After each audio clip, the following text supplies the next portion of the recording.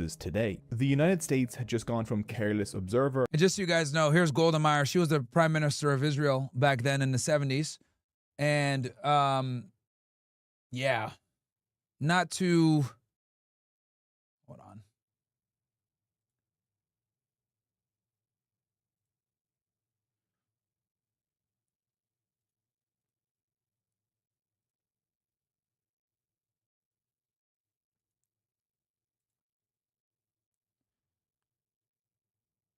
Hold on one second, ninjas.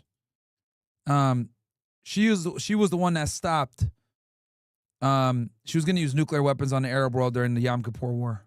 Of the Israeli nuclear program to its enabler. Free from any restrictions, the Israelis began to produce as many nuclear weapons as possible. By 1973, Israel had built at least 20 nuclear weapons. After the 1967 war, Israel had conquered massive amounts of territory from its neighbours. Soon after, the UN passed Resolution 242, which called for the return of the captured lands. Israel refused to comply. Egypt and Syria launched a surprise attack on October 6, 1973, to retake lands lost in 1967. Israel's military was caught off guard. Egyptian forces crossed the Suez Canal, while Syrian troops stormed across the Golan Heights, pushing deep into territory Israel had occupied. Israeli commanders panicked. Israeli Defense Minister Moshe Dayan claimed this is the end of the Third Temple. In Washington, President Nixon and Henry Kissinger held back on rushing arms to Israel, hoping that if the Arabs could regain some territory and some dignity and Israel took a few hard hits, it might open the door to a permanent land for peace deal. Shaken by the massive losses, Prime Minister Golda Meir and her cabinet decided to ready their nuclear arsenal. Now, this was a big deal because obviously this would have put the Arab world in a big problem. Because as you guys know, with the whole 1960, the 6-Day War, right? The Arabs lost, and the Israelis gained a significant amount of land. So when they went ahead and attacked them on the Yom Kippur War, they were going to lose, chat. So Golda Meir said basically, yo, if you guys don't help us, we are going to nuke these motherfuckers. And that's what ended up happening. Okay? So, yes. If the Arabs advanced further, Israel would activate the Samson option, taking out the whole region. Missile launchers were put on standby, and the F-4 Phantom jets were reportedly loaded with nuclear bombs, with Cairo and Damascus in their sights. Israeli leaders made their nuclear preparations visible so that both the Americans and the Soviets watching overhead noticed. The Soviets likely passed a warning to their Egyptian and Syrian allies, which may help explain why the Syrian forces, who had advanced rapidly at first, suddenly slowed their offensive after October 7th. Henry Kissinger, who had coolly planned to let Israel take some hits so he could negotiate a peace treaty. Hey, I'll be honest with you guys. You guys on Rumble and YouTube, you guys missed some awesome broadcasting earlier with the real niggas, but it's fine. Your boy Jake fucked it up for y'all, but I'm back on here for you guys. So, we are here now. Suddenly flipped overnight. James Schlesinger, then the American... We watched the Nukes documentary. Secretary of Defense, reported Kissinger just turned around totally. He got a little hysterical. The Israelis received an immediate and Kissinger was one of those boys as well.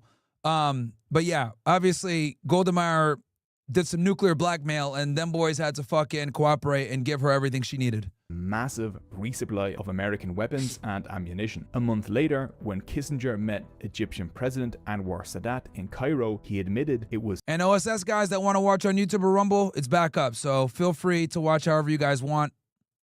Thank you for rocking with me, OSS guys. Open it up so you guys can watch however you guys want, or if you guys prefer to watch on Rumble. We're on all the platforms again. So watch however you guys want.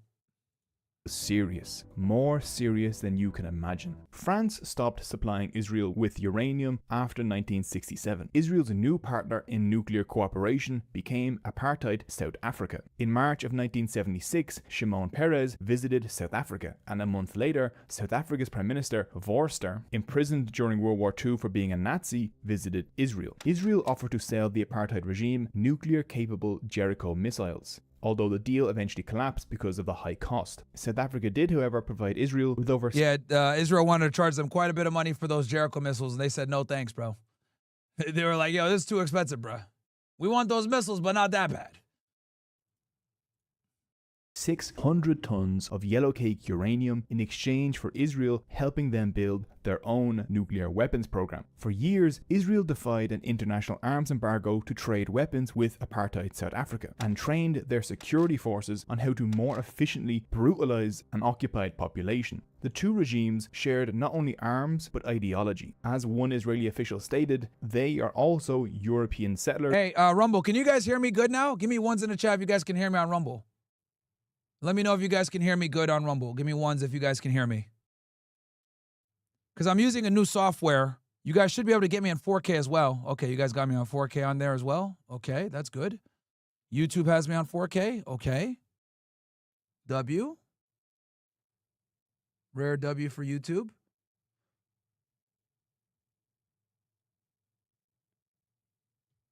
Can you guys hear me on Rumble now? Give me ones if you guys can. Standing against a hostile world. 6 years later, during the night on the 22nd of September 1979, an American satellite named Vela 6911 detected something alarming. All right, Rumble can hear me now. I don't know what happened, by the way, earlier, guys. I don't know why the stream closed on you guys earlier and you guys couldn't hear anything. I really don't know why. Arming off the coast of South Africa, a double flash, the unmistakable signature of a nuclear explosion. The Vela satellites had been orbiting Earth since the 1960s, designed specifically to detect violations of the 1963 Partial Test Ban Treaty, which prohibited nuclear tests above ground or underwater. As one insider said, someone had let something off that the US didn't want anyone to know about. South Africa did not yet have nuclear warheads. The only nuclear capable state that had the motive and the ability to carry out a nuclear test was Israel. President Jimmy Carter convened an emergency meeting in the White House Situation Room. His diary entry for that day said there was indication of a nuclear explosion in the region of South Africa. Either South Africa, Israel using a ship at sea, or nothing. Carter's instincts weren't wrong. 3 of the US Navy's acoustic sensors. Yeah, I see a couple of you OSS guys are in the YouTube chat. Yeah, thank you. I know you guys enjoy watching on YouTube, so I turn it back on for y'all. And I'm also doing a test here on one of the softwares I'm doing. I'm using Rumble. Rumble has a new feature, guys, in Rumble Studio, and that's what I'm using right now. And it's working now. I don't know why it didn't work earlier, but YouTube is working fine. Rumble's working fine on it. I tried Twitter on it before, and it was having problems, and Locals as well. So Locals, I'm going direct. X, I'm not even live right now. But hey, it's working, I guess, so it is what it is. On Ascension Island detected an explosion, and the Naval Research Laboratory confirmed that it matched signals detected during earlier French nuclear tests in the Pacific. The radiation from the event irradiated sheep as far away as Australia. Leonard Weiss, a Senate nuclear advisor at the time, was briefed by intelligence agencies. He wrote the weight of the evidence that the Vela event was an Israeli nuclear test. And yeah, Quest for Shreds, yeah, I definitely left because I got annoyed. No, I'm not lying about that. Dickheads like you piss me off. Assisted by South Africa, appears overwhelming. According to one Israeli source, it was the 3rd such test in the region. The 2-kiloton detonation was supposed to be masked by a passing storm, but a gap in the clouds allowed the Vela satellite to catch a brief glimpse. Acknowledging that this was an Israeli test was inconvenient. Elections were coming up, the Camp David peace accords had just been signed, and Carter had built his presidency on nuclear arms control. And you guys can see here, here's Menachem Begin and oh my god. God damn it, I always forget his fucking name. That was in 1978. Anwar Sadat? Yeah, Anwar Sadat. Yeah, bam. There we go. Yeah, this was very big. Basically, the reason why this was a big deal was because this is when Israel and Egypt became allies. And Egypt started to get an enormous amount of foreign aid from the United States, basically to be an ally with Israel and play nice with them. And they were able to get the Sinai Peninsula back that they lost from the 67 war. If Israel's involvement was made public, it would force the administration to sanction Israel. So the White House buried it. Privately, Carter knew the truth. In February of 1980, his diary noted, the Israelis did indeed conduct a nuclear test explosion in the ocean near the southern end of Africa. Israel faced no consequences for violating the Partial Test Ban Treaty or the 1977 Glenn Amendment, which dictated that if a state detonates a nuclear... EJ says a bunch of clowns in YouTube chat. No wonder he shuts down the stream. Hey, bro. I appreciate you understand my pain now. Why I be shutting down the YouTube stream sometimes, bro. So we got some retarded niggas that we watch on YouTube, bro. Device, they will be sanctioned. And so, Israel's nuclear program only expanded. By the 2000s, it possessed nuclear weapons deliverable by American jets, by German submarines, and by Israeli missiles. Israeli nuclear policy today is guided by what is known as the Begin Doctrine. And just so you guys know, Begin was a terrorist himself. He planned the King David bombing hotel. After Menachem Begin, who led the Irgun militia that blew up the King David terrorist organization, by the way, hotel in 1946 and massacred the Palestinian population. Yep, and Deir Yassin. Of villages like Deir Yassin in 1948. Begin called the massacre at Deir Yassin splendid. And then... He called the massacre of hundreds of innocent Palestinians as splendid. He was voted Prime Minister of Israel. The Begin Doctrine is simple. Israel can have nuclear weapons, but no other state in the Middle East can. Now you guys know why Benjamin Netanyahu and the Israeli government stops at nothing to destroy all their enemies and then uses the lie of weapons of mass destruction or nuclear weapons to go after them. They did this with Saddam Hussein, they did it with Gaddafi, and they did it with Iran. This doctrine came into action in June of 1981 when Israeli jets using American satellite imagery bombed Iraq's Osirak nuclear reactor. The strike destroyed the facility before it ever came online. It was the world's first attack on a nuclear reactor. The attack itself was controversial even within Israel. The director of the Mossad and the head of military intelligence both opposed it, arguing that there was no concrete evidence that Iraq could even build a nuclear bomb. In 1986, Mordechai Vanunu, a former nuclear technician at the That's the guy I showed you guys earlier. Mona facility, leaked real nigga right there. Photographs and descriptions of Israel's nuclear weapons program to the London Sunday Times. Vanunu's images revealed a massive underground plutonium plant. Through his Bro, I'm not muting anybody in chat, bro. Mods are probably muting you guys because they don't want me to turn the YouTube stream off. That might be why.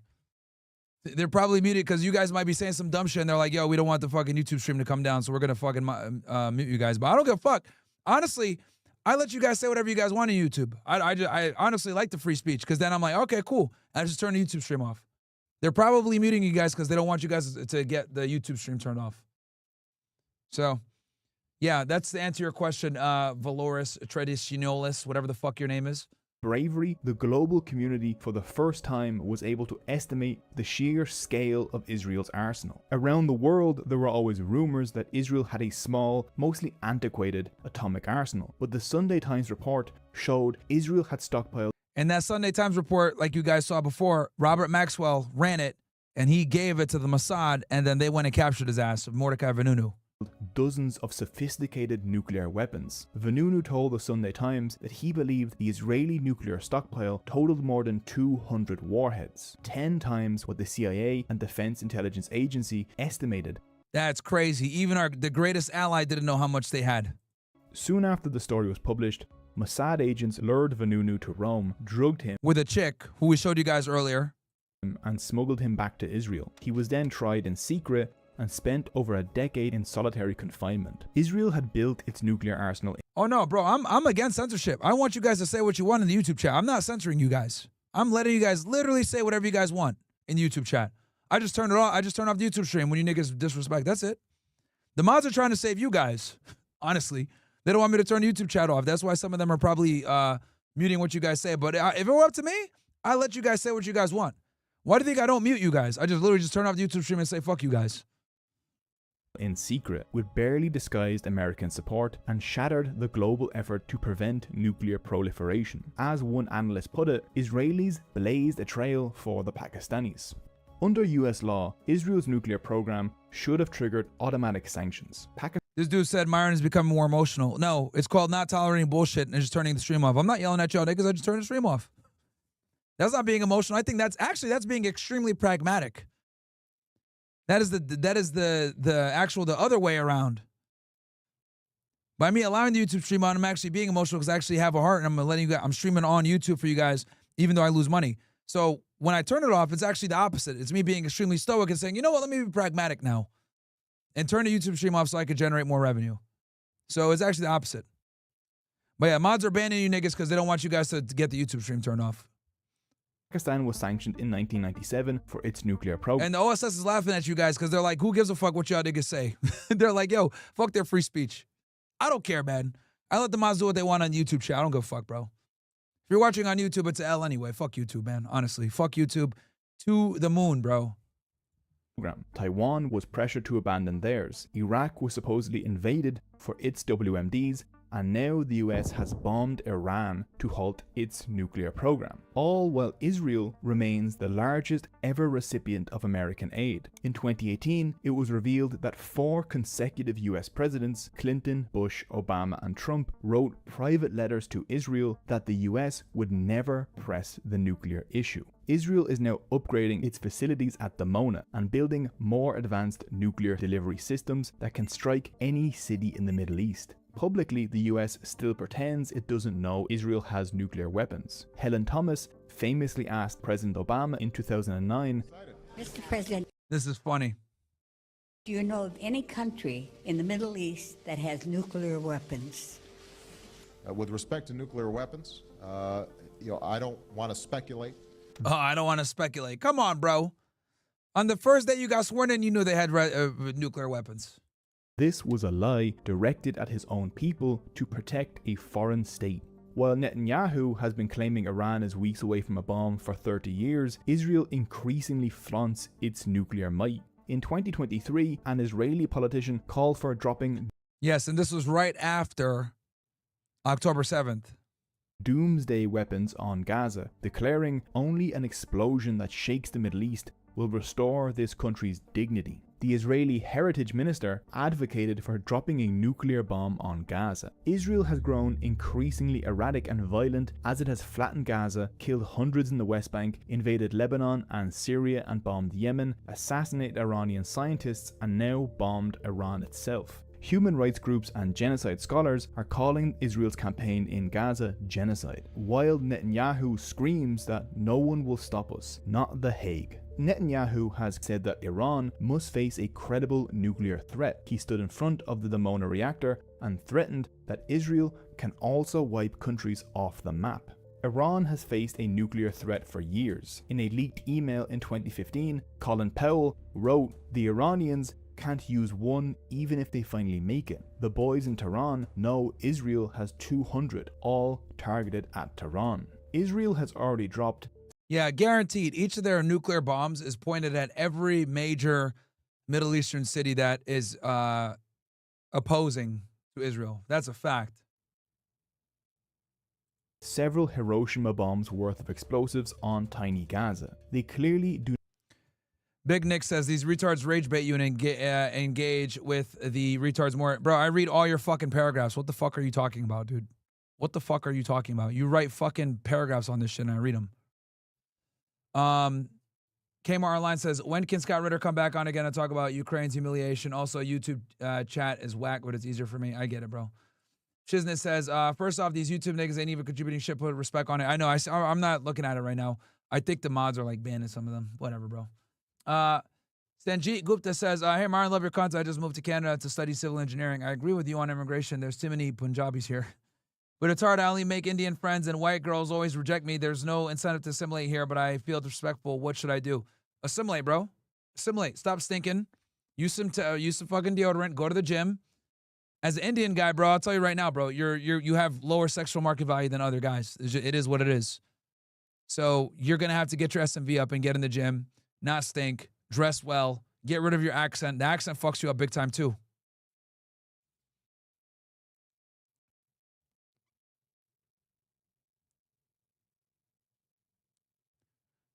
Adam says, fuck the K's. Fair enough. From now on, we call it food stamps tube. Yep. Love your content. Been watching 3+ years. Are you going to interview Paul Miller in the future? From Adam. Larry F.I. says, like the video, maggots. Don't want the stream to be held hostage. I'll be watching Nevada at work tomorrow, God willing. I got you, bro. Hey, Martin, here's Nick versus Suckers. 13 minutes, very fun to watch. Oh, bro, I don't want to watch that for 13 minutes, dude. That's not even the topic of tonight, man. Oy vey, the end of a third temple. It's Anuda Showa. Why do we have a holiday for another country's war? We're occupied. Yep.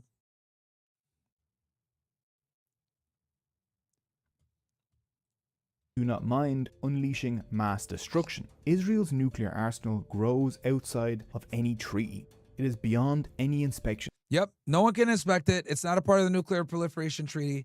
They can just do whatever the fuck they want, bro. Meanwhile, they tell everyone in the Middle East they can't have nuclear weapons. And world leaders Ultimate hypocrisy.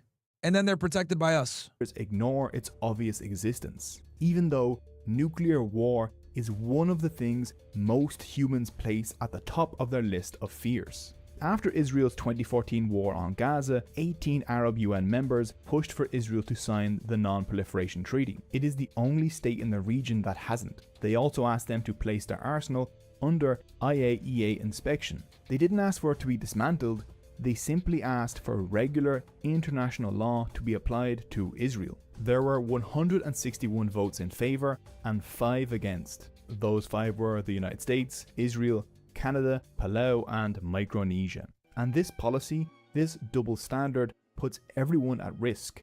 Nuclear proliferation is an existential threat to humanity. Iran's desire for nuclear weapons exists because there is already a nuclear threat in Israel. Worse still, Israel has not only built its own bombs in secret, it has spread nuclear technology to other countries, fueling the nuclear proliferation it claims to fear. If the United States... Yeah, isn't that crazy, bro? Noam Billy says, this stream alone shows how much YouTube chat interrupts the show. Fair. Matt says, hey, Mark, can we get a simple OSS shorts to match all the merch? And L complaining trolls in the chat. We could. I could ask, but it wouldn't look like that, bro. That design you gave is trash. It would be way simpler. I would never put OSS across the fucking thing like that. That's retarded. Truly wanted peace, it would force Israel to the table, linking denuclearization to security guarantees and the end of the genocide against Palestinians. But that would mean addressing the truth, Israel's weapons. By turning a blind eye to Israel's nuclear weapons while continuously arming Israel in violation of its own laws, the United States has signaled to the world that international law doesn't really exist. Why? Yeah, really, seriously. I mean, the ICC literally indicted Netanyahu and we didn't do shit about it. Why would any nation follow the We're sanctioned ICC, as a matter of fact, for that.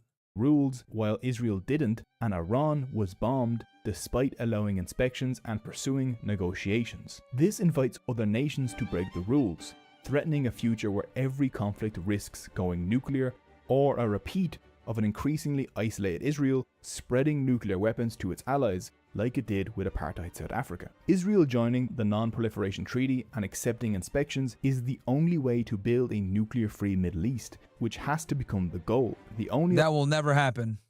Iran has offered this, but it'll never happen. alternative is an arms race that will doom millions of people. To understand just how close to midnight nuclear weapons can drag us, I really recommend watching Red Atoms. It is a No, Numek is way better on this topic, which is why I showed you guys both. We went between both, right? And once we completed Numek, then I got back on YouTube. But yeah, Numek I think is the best documentary that covers this by far. Okay. All right, so there's another video I want to show you guys. It actually comes from this channel. It's pretty good. But I'm not going to lie to you guys, it's very disturbing. Okay. It's called Who Gets Rich Off the War in Gaza. Also, I want to cover some other news as well. You know what? We went deep into the dark history of Israel. Oh, also, another thing we can do as well. homes and I might save this for tomorrow. I see that they did a 1 verse 20. Cenk versus like 20 of these guys.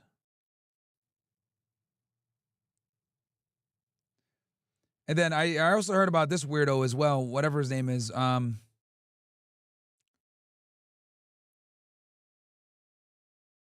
This YouTuber who apparently is like a music guy that they're all cooking. Apparently for being racist or some bullshit like that. Dude, if you're still scared of being racist in 2025, you're a bitch. Bro, honestly, I can't trust you if you're not racist at this point. Honestly. So, anyway.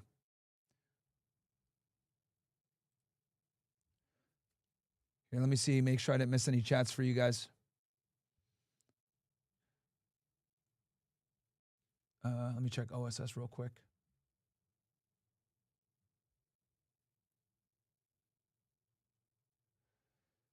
Okay, we got here.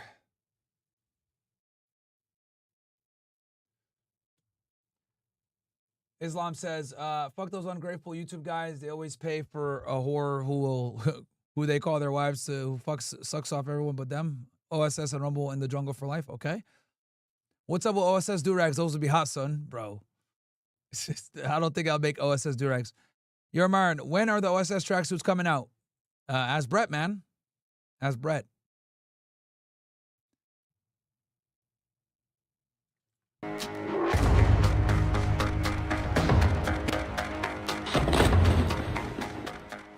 This is Iowa, home to the Iowa Army Ammunition Plant, operated by a private firm, Mason and Hanger. This is a 120mm tank round produced by Mason and Hanger. It blew up a UN school in Gaza in November of 2023. 120mm, yeah, made in the USA. The man holding the shell was later killed, surrounded by his family. On the 29th of January 2024, 6-year-old Hind Rajab and her 6... All right, now this is a very important story that I've only seen, I think, Mehdi Hassan talk about this. Guys, this is fucking crazy. This story right here. So, this 6-year-old girl was in a car with her family, and look what the IDF does. Family members fled as Israeli forces invaded their neighborhood. Hello, marhaba. Okay, so this is her cousin, Leanne Hamada, 15 years old, saying they're shooting at us. The tank is next to us. Are you hiding? This is from the Red Crescent. Yes, in the car. We're next to the tank.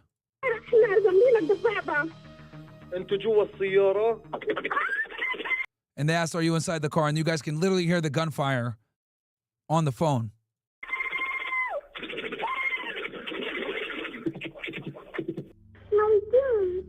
Now, this is a 6-year-old girl sitting in a car with her slain family members. Imagine being 6 years old, talking to an operator as everyone around you is dead and bleeding.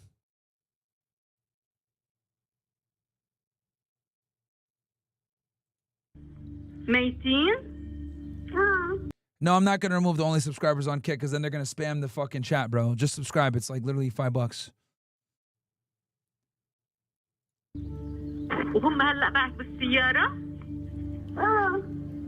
Their car, 20 meters from Israeli Merkava tanks, was riddled with 335 bullets, killing everyone but 6-year-old. Hey, Dominic from YouTube, welcome to the OSS, my friend. I'm happy that you're here. Thank you so much for joining the mission, my friend.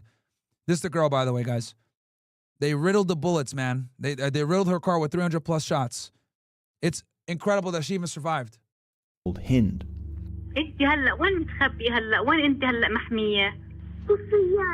They asked her, where are you hiding? She says in the car.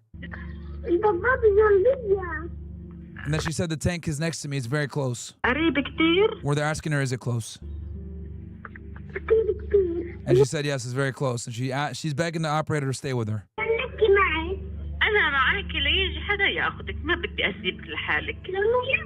The operator's telling her, I won't leave you alone. I can understand what they're saying, by the way, too, Chad. Palestinian Arabic is actually significantly easier to understand than other forms.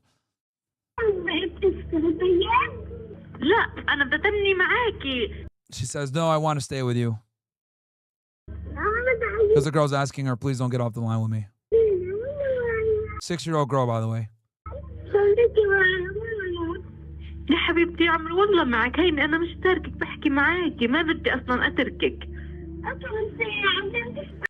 She says, what time is it? It's almost nighttime. The little girl says that to the operator.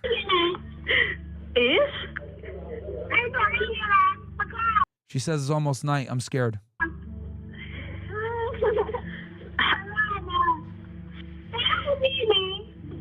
حبيبتي والله لو بإيدي رأيكي نحكي يا الله. Operator said if I could, I'd come get you myself. Trapped in the car, surrounded by bodies and bleeding out, Hind remained on the Because she was hit too. phone with the Red Crescent for the next 3 hours. The Red Crescent coordinated with the Israeli military to allow an ambulance to go rescue her. So here's the paramedic coordinator. Stay with me. Can you see the car? Do you have lights and siren on? And the reason why he's saying that is because if you don't have lights and siren on, the IDF is going to shoot you, right? We know this from the paramedics before, which I talked to you guys about with the New York Times. Remember those 19 paramedics that they fucking killed, the IDF, and then they lied and said, "Oh yeah, they weren't lighted. They weren't lit up. They didn't have their emergency flashes on." That was a lie.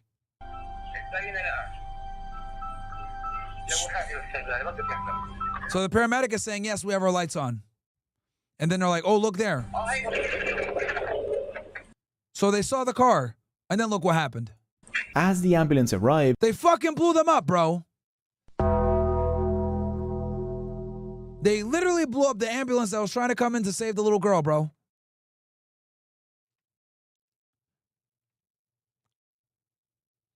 They blew up the fucking ambulance that was coming in to save the 6-year-old girl. just 50 meters from Hind, an Israeli tank fired on the ambulance, killing the 2 medics inside. People reached the site 12 days later to discover the bodies of Hind, her family, and Totally preventable. They could have saved that 6-year-old girl. But the IDF shot a fucking round and blew up the fucking ambulance as they were coming in to try to save the 6-year-old girl. And they knew it was coming because they told them the ambulance was coming. Now, some of you guys said, Myron, why did you turn the YouTube stream back on? Because I want all of you guys to feel the same level of rage that I feel right now. That's why I turned it back on. You guys need to be aware of what the fuck is going on. Where your tax dollars are going, what you're supporting,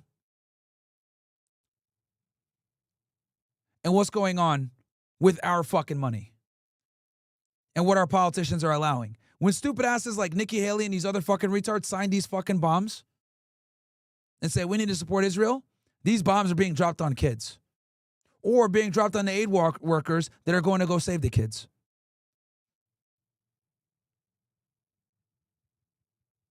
So yes, I will deal with some retarded YouTube trolls because this video right here is very important. I watched this video last night. I said I got to show this on stream tomorrow. I got to show this shit on stream.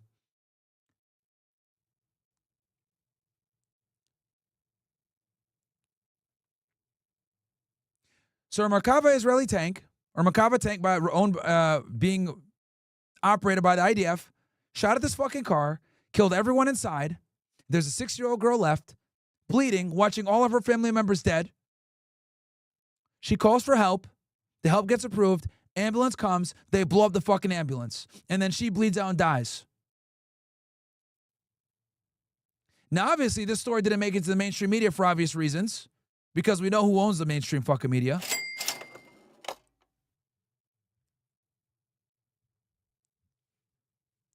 But yeah, this is what's going on. This is what's going on, chat. Fucking incredible, bro. Maybe people might say, Myron, you're a little bit more biased because you're an Arab yourself. Fine, whatever. I can actually understand what she's saying. And when you understand the language, it makes it that much more evil, what they're doing. I can hear the fear in her voice. I can hear the fear in the operator's voice. When you understand the language, it makes it even worse. So I'm glad that you guys don't understand Arabic. Because you would see how much worse this really is. Fucking terrible, bro. This is a crime against humanity, whether you're black, white, Jewish, it doesn't fucking matter. This is fucking evil, man, that this shit is going on. With our tax dollars, by the way, because 70% of the IDF and the Israeli government's weapons come from us. They come from us. I know I got a lot of Christians that watch me. I got a lot of Muslims that watch me. Hell, I got a lot of people that might even be fucking parasite on the on Judaism itself. Because there are rights groups out there like, you know, Jewish Voices for Peace that say not under my name. This is fucking evil, bro. This is fucked up. You're a fucking kid. Innocent.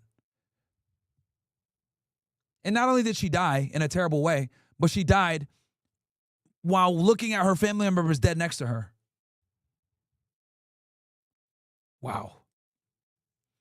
2 medics. The exploded 120mm round found inside the ambulance was made by Mason and Hanger. It cost about $7,000. A month before Hind was killed, the American president, Joseph Biden, rushed about $106 million worth of these rounds to Israel, bypassing congressional review. Those shells have killed many here in Gaza. And you could tell this video suppressed. He only got 61K views in 10 months. They're suppressing the fuck out of this video, so I want to make sure that you guys see it. Because I saw this video and I was like, holy shit, this is a really good video. Because it documents the atrocities, but obviously it got fucking suppressed. Home to 2.1 million people. Most descendants of Palestinians expelled from what is now Israel over the past 7 decades. This tiny artificial enclave, one of Earth's most densely populated areas, has been under Israeli siege since 2007. Israel's illegal blockade of Gaza restricts the entry of essential goods, a policy called putting Palestinians on a diet.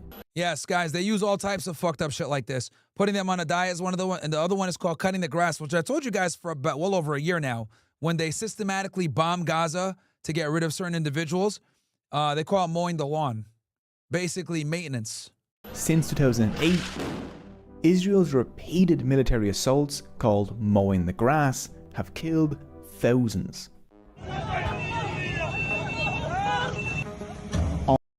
And that's what led to October 7th. On October 7th, 2023, the Palestinian armed group Hamas breached Israel's technologically advanced border wall and killed about 1,180 people, including 797 civilians. Now, you guys got to understand that we know about 1,200 were killed, 800, right? And kidnapped over 250 people. The day after that death. What's also important for you guys to understand, 400, right? Well, let's just round it up to 1,200, right? 400 of those killed were IDF, okay? Which is how we came to the 797 civilians, right? 800. We know for a fact that the Hannibal Directive killed almost 200 innocent civilians. So that leaves us with about 600 that were killed. We don't know if Hamas killed all those 600 or not, because we know confirmed 200 the Hannibal Directive killed. So we don't even know how many Hamas killed versus how many IDF killed. To this day, nobody knows. 97 civilians and kidnapped over 250 people. The day after that devastating attack, the market. Look at these, man. Look at the markets. The money, bro, the money shows it all, man. Value of the world's largest arms dealers, Lockheed Martin, Raytheon, Boeing, Northrop Grumman, and General Dynamics, soared. Hey guys, do me a favor, smash the like button on YouTube. Let's get to almost 100% engagement if you guys don't mind. By nearly 30 billion euro.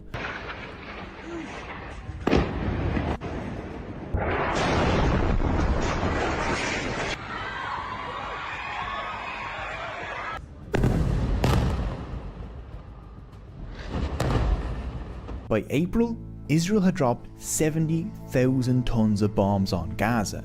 That's roughly 4.6 Hiroshima nuclear bombs. Israel's bombardment has killed about 40,000 people, including over 16,000 children in what President Biden called indiscriminate bombing. Over 92,000 are wounded and 11,000 are missing, presumed dead under the rubble. Meanwhile, Lockheed Martin raised its quarterly dividend from $3 to $3.15, making shareholders even richer. Nearly 2 million people have been displaced as they constantly flee the bombs. Hospitals have collapsed, polio has resurfaced, and humanitarian aid is being blocked. Look at this shit, bro. Israelis dance while blocking aid trucks to Gaza. Israelis blocking the aid trucks to Gaza at the Karm Abu Salam crossing hold a dance party as millions of Palestinians face death, starvation, and disease due to lack of food, clean water, and medical supplies in Israel's relentless military bombardment. You guys see this? They're fucking blocking the aid and throwing a rave and dancing about it. Are you serious? Are you fucking kidding me? There's kids dying from totally preventable diseases, malnutrition, injuries, all fucking savable issues. And these fucking demons are literally sitting there and dancing. Dancing Israelis, I guess. But they're fucking throwing a party, stopping the trucks from coming in.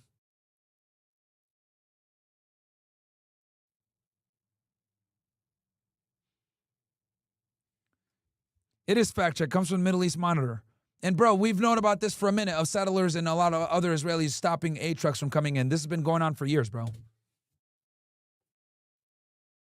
Incredible, bro. Fucking incredible. Wow.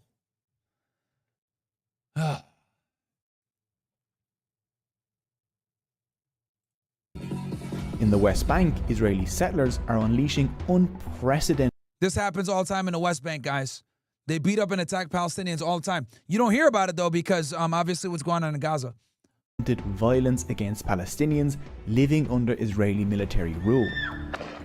An Israeli professor of Holocaust and Genocide studies said the world was watching a textbook case of... Boom. And this comes from an Israeli himself. By Raz Segal. October 13th, 2023.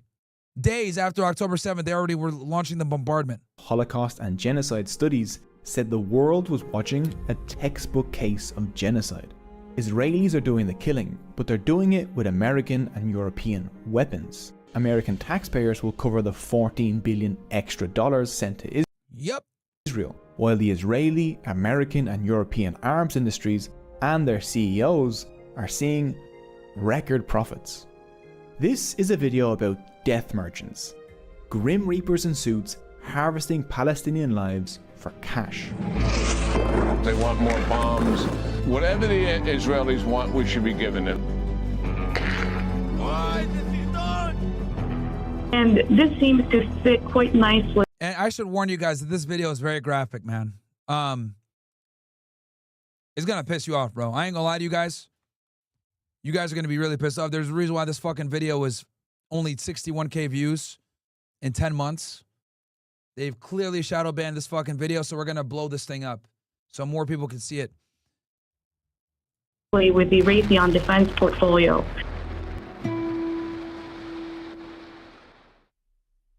Soon after October 7th, President Biden announced a $14.3 billion aid package for Israel on top of the $4 billion Israel receives annually. The United States supplies about 70% of Israel's weapon imports and has provided Israel with approximately $310 billion in foreign aid since 1948.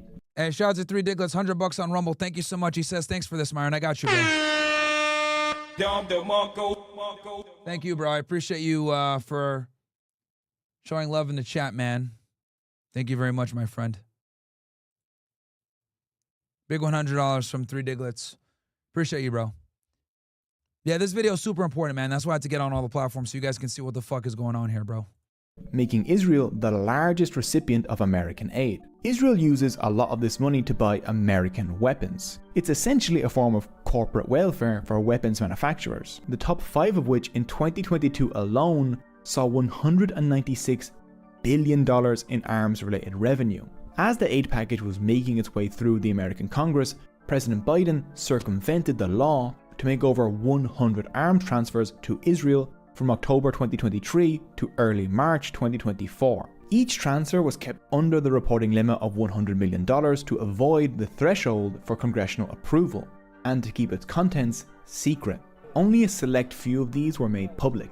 One in November of 2023 for $320 million in bombs primarily bought from Boeing and Raytheon, and 2 in December a $106 million package for 14,120mm tank shells, and $147.5 million worth of 155mm artillery shell components. Just to get an idea of scale, in the first 2 months post-October, 10,000 tons of American military hardware have been delivered to Israel, including 15,000 bombs. You can go and see a whole breakdown of all the weapons and aid the US has sent to Israel since October here. Most of these were paid for by American taxpayers, a direct transfer of wealth from regular people to weapons companies. In the same week, in April of 2024, that Biden's $14 billion aid package was finally approved, more than 300 Palestinians killed by the Israeli military were discovered in mass graves near the Nasser hospital. President Biden said that he was heartbroken when an Israeli drone hunted down a World Central Kitchen aid convoy in Gaza. And that's the one I told you guys about before that killed a bunch of American citizens. Or one American, I think 2 American citizens and some Australians and Brits too. Striking it 3 times with missiles that killed 7 humanitarian aid workers. Since October, the Israeli And that guy was American on the bottom left. I know he was. military has killed at least 250 aid workers. 250 aid workers. Wow. But President Biden, And Biden is asleep at the wheel as usual. a powerful, alert, definitely awake man, despite his heartbreak, made sure the weapons kept flowing. This free flow of no-rules weapons to Israel encourages it to bomb indiscriminately. It also opens up an infinite cash pipeline to weapons companies. There are too many companies profiting from Israel's war to include in this video, so I'm only going to focus on a select few. You can go see a good overview of all the companies on this website linked in the description. On the 26th of July 1948, during a supposed truce in the Palestine war, most of the Palestinian villagers of the village of Ain Ghazal gathered in the village centre to celebrate Ramadan. Suddenly, a Boeing B-17 bomber, piloted by the newly founded Israeli Defense Forces, dropped a bomb on the crowd. The women and children ran in terror, while the men stayed behind. Israeli troops stormed the village. They rounded up the males between the ages of 10 and 50 years old, as they routinely did throughout Palestine in 1948. They shot 17 of them on the spot. The rest of the village was expelled. One of over 500 Palestinian villages. See, and they never talk about this, right? They'll sit there and they'll say, oh yeah, Palestine didn't exist. What? Bro, you can look at old maps and see Palestine on the map, right? And this is the forbidden history they don't want you guys to know, that they came in and they literally removed these people from their villages. 500 Palestinian villages cleared out, bro. We're really going through the dark history of Israel here. We really are. Ahmed Berman, $50. I appreciate you, bro. He says, thank you, Meir. Please don't stop. I got you guys, man. Despite trolls talking shit, like I said before, this video is too important for it to not be on all the goddamn platforms so you guys can see what's going on here. That suffered the same fate. 750,000 Palestinians were expelled between 1947 and 1948. Almost a million, chat. In 1 year, gone. They never talk about the Nakba. Never to return home. Boeing has sold planes to the IDF ever since. Boeing is the largest supplier of missiles and munitions to Israel. Just one deal for bombs in May of 2021 was worth $735 million. A few days later, Israel began an 11-day-long bombing campaign over Gaza, which killed 256 Palestinians, including 66 children. Boeing has provided bombs for Israel's 2023, 2022, 2021, 2018, 2014, 2012, and 2008 attacks on the Gaza Strip. For example, in May of 2023, Israel carried out a surprise 2 a.m. bombing of Gaza, dropping Boeing-made bombs that killed 11 Palestinian civilians, including a 4-year-old girl, while she slept. Boeing sells Israel F-15 fighter jets and the bombs that they drop, such as guided small-diameter bombs and joint direct attack munitions known as JDAMs. JDAMs can be attached to unguided dumb bombs, turning them into precision-guided smart bombs. Since October, the US has sent millions of dollars worth of JDAMs to Israel. On the 31st of October 2023, Israel used JDAMs attached to Boeing Mk-84 900 kilo bombs on the Jabalia refugee camp, killing nearly 200 people. Israel used another 900 kilo Boeing JDAM on October 10th on a family home, killing 24 people, 21 of which were from the same family. Israel dropped another on October 22nd on a home, killing 19 people. Both homes were in a designated safe zone. Amnesty International found no evidence that any military target was nearby. Biden has sent Israel over 5,400 Mk-84 900 kilo bombs. In tiny Gaza, these earthquake-like bombs can kill people 300 meters away. Biden continued to send these bombs even when he knew that Israel was regularly bombing buildings without solid intelligence that they were legitimate military targets. Bro.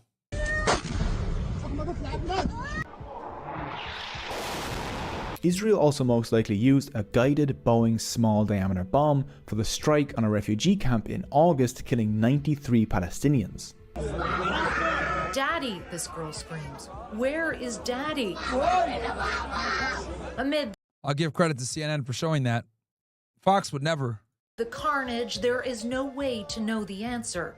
The ground is covered with blood and bodies. Video from the scene shows the remnants of one munition used, a U.S. manufactured GBU-39 small diameter bomb. They used another during the UN school massacre on the 6th of June, killing 33 people, including 14 children. And they used another to strike the apartment of Jumana Abu al-Qumsam, killing her, her mother, and her 4-day-old twins while their father was out registering their birth certificate. Wow. Wow.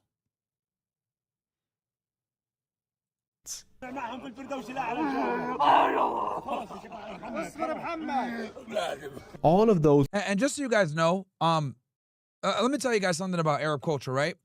When I was growing up as a kid, if I cried in front of my dad, he would smack me. Okay, crying, and anybody in here that's from the Middle East can probably that's that, like, you know, that whether you're Sudanese, you're Lebanese, you're Egyptian, Saudi Arabian, whatever, Yemenis, anyone's gonna agree with this in the Arab world. Crying as a boy is completely unacceptable. My dad would smack me if I cried in front of him. Okay, seeing men cry is a big problem. All right, completely forbidden, very shunned. You don't do that shit. To see an Arab man cry, right, is rare. And it's taboo. But you guys have watched these streams now for a bit. What do we see all the time? Arab men crying as their families fucking decimated and killed.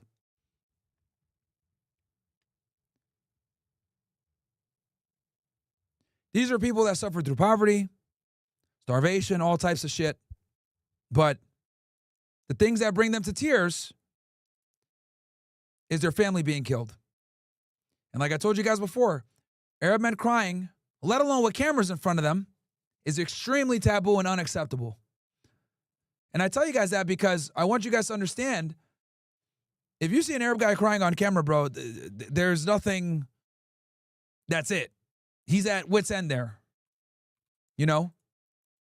And I got a bunch of people here that can probably validate what I'm telling you guys. Completely frowned upon in that culture, bro. Completely frowned upon. Right? The guy was registering their birth certificates and comes back and finds out that they're dead. Wow. Those were precision strikes, but half of the bombs is. Yeah, in Arab culture, you will get smacked as a kid if you're crying. If you're a boy and you're crying, your father will smack you. I'm telling you, bro.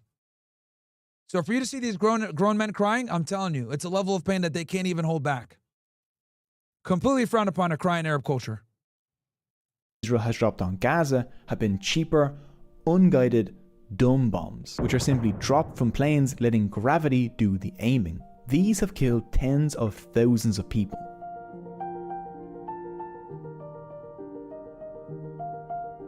Look at this. This is a girl. Literally crippled.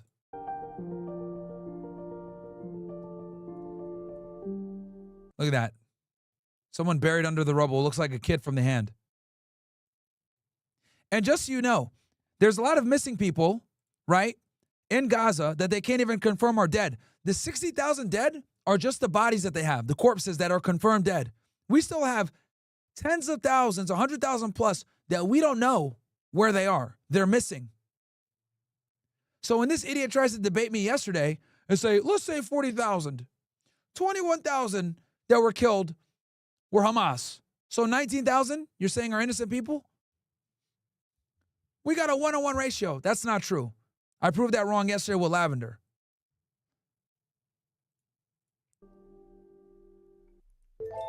Lockheed Martin is an American arms manufacturer. They make Israel's F-16 jets and the most expensive jets ever developed, the nuclear-capable F-35s. Israel was the first country in the world to attack other countries with F-35s. Yeah, attack all their fucking enemies. And they get mad at me when I say this. Everybody hates Israel. Why? Maybe because you guys attack all of your fucking neighbors and start wars. Maybe that's why. Because you guys bomb fucking kids. You guys have an illegal nuclear program. Yet you don't want anyone else to have a nuclear program, as we discussed earlier in the last broadcast.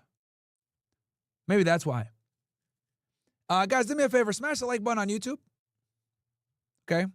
Help us hit the algorithm so someone else can find this content. Reportedly using them in Syria, Egypt, Lebanon, and Sudan in 20... Oh, all their enemies. Told you guys. Remember how they're going to take over 7 countries in 7 years? All their enemies. 18. Israel bought another 25 F-35s for $3 billion in June of 2024, paid for by American military aid. And in August of 2024, the US approved the transfer of $19 billion worth of Boeing F-15s to Israel. In May of 2024, as 1.4 million displaced people, including about 600,000 children, were sheltering in Rafah, Boeing and Lockheed Martin jets dropped Boeing bombs on their tents, sparking And I remember when this happened. Actually, just so you guys know, this is when Dan Bilzerian said that he had enough. As you guys know, Dan Bilzerian started speaking out against Israel very openly. He said when they bombed Rafah like this and he saw kids on fire, that's when he said it was over. And he started going at them. So this made a lot of people change their minds on Israel, this bombing here on Rafah, because they told them it was supposed to be safe and they lied. Massive fires. During this Rafah tent massacre, the Israeli military killed at least 45 people in what Israel called a safe zone. This bombing beheaded a Palestinian baby, Ahmed Al. I remember seeing that. They cried about beheaded babies in Israel, which was not true. That was a lie. I debunked that for you guys a million times. But the bombs here were so powerful that it actually did beheaded a Palestinian baby. And here he is. Al-Najjar, which was widely mocked on Israeli. And then look, the Israeli media, the main lighting this year in Rafah, see, they think this shit is funny. Happy holidays, and they show the fires. Happy lag bomber? Like, bro, in Israeli media, they think it's funny. They thought it was funny when this shit happened. Here, I'll show you guys what these fucking demons, and then people wonder why everybody hates Israel. Look, I'll show you guys exactly. Look at this.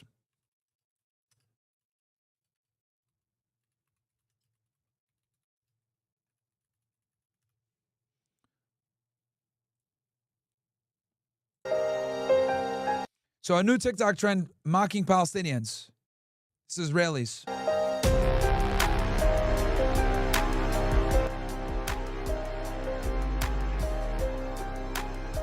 So these are prominent Israeli TikTokers wearing a hijab or keffiyeh with numerous black teeth painted black because it's very difficult for them to get dental care over there, while singing along to an Israeli song.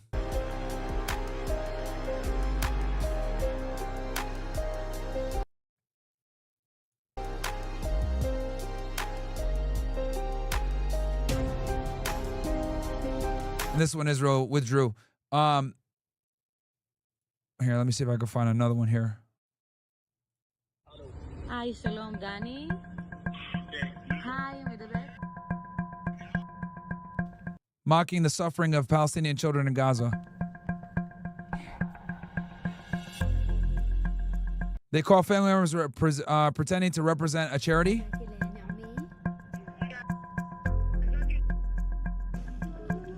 Raising donations for Gaza's children. We want to donate to the Gaza children. They have nothing to do with Hamas. The Israel army caused their suffering.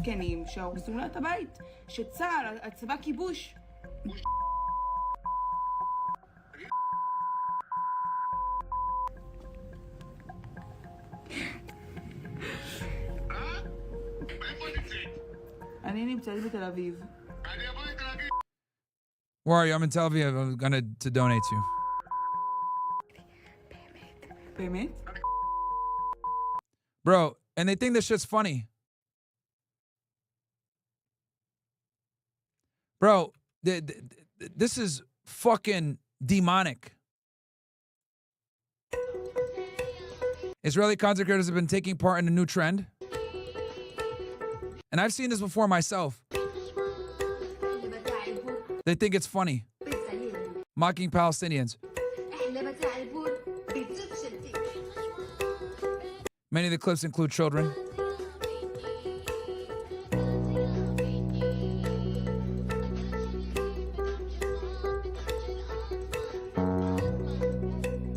And then this idiot right here, flicking lights and drinking water.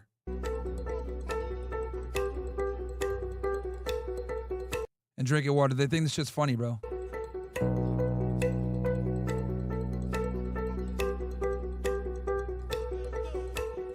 This fat bitch right here, I remember seeing this.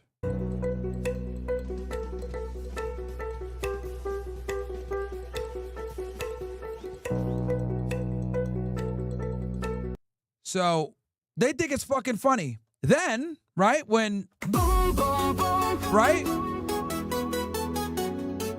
And then they wonder why the entire world fucking laughs at them when Israel gets hit back.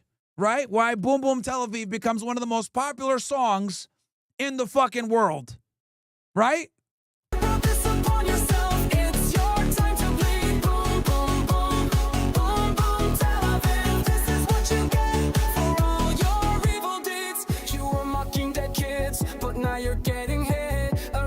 Bro. Have your entire skyline lit, and you cry victim and say you didn't start this, but the whole world sees that your lies are retarded. Now you feel terror like the Palestinians. How does it feel to have bombs drop on your civilians? Yo, you could avoid it all this if you wanted to, but humanity never expected good behavior from you Jews. Boom, boom, boom, boom, boom, Tel Aviv, this is what you get for all your evil deeds. That's why it became the most popular song in June. They had to fucking ban it everywhere because the entire world was fucking singing that song because these guys thought it was funny. And one of these TikTokers, just so you guys know, one of these TikTokers actually got her house destroyed. I'm trying to find it for you guys. When Israel got hit back, one of these female TikTokers actually I'm trying to find it for you guys. I'll find it. Let me keep playing this video and I'll find it for you guys on the side. Give me one sec. I'll keep playing this. But yes, the point I'm trying to make here, guys, is yes, they think it's funny. They fucking mock kids dying and starving and, you know, getting destroyed. They think it's funny. These fucking sick bastards. Boeing's roughly $50 million AH-64 Apache attack helicopters are equipped with hellfire missiles, made by both Boeing and Lockheed Martin. They cost about $70,000 to $100,000 each. They are routinely used to kill Palestinian civilians. During its 2008 attack on Gaza, Israel used hellfire missiles to kill 3 Palestinian paramedics wearing fluorescent vests and a 12-year-old boy who was guiding them to 2 people injured in a previous strike in Gaza City. During Israel's 2014 attack on Gaza, hellfire missiles killed at least 51 people, including 24 children. Hellfire missiles are precise weapons. Their civilian casualties are targeted. And these missiles were also used on October 7th, guys. A lot of these missiles killed the concert goers. Despite this, between 2001 and 2021, the US transferred at least 21 Boeing Apache attack helicopters to Israel. 2,000 Hellfire missiles were delivered to Israel sometime between October 7th and November 14th. In July of 2024, an Israeli strike on a school housing refugees killed 22 people. Remnants of a hellfire missile were found at the site. Now, this isn't supposed to be a list of crimes, it's a pattern. Israel was given these weapons, they then used them on civilians. Then the US gave them more weapons and they used them on civilians again with no consequence. This is a fucking kid, man. A child. And you know what they do sometimes? These Israelis? They say, oh, Pallywood, it's fake. What the fuck looks fake about this? It's a kid, not even 10 years old. Bloody face. And I know this is graphic, guys. I know a lot of you guys probably don't want to see this shit. October 7th added about $23 billion to Lockheed Martin's market capitalization. All right, I think I found a clip. So here you go. I had to go on Twitter to get this shit. So this Israeli influencer's home got bombed, and she posted a video blasting Iran as a rogue state. But she seems to have forgotten how shamelessly gleeful she was when filming herself mocking the flattened homes of Gaza's people.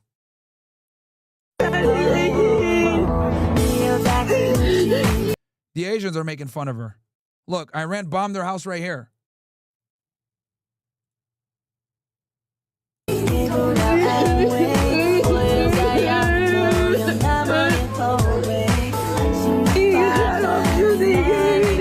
So on the left, they bomb her house. Then here she is on the right-hand side. I think this shit was funny.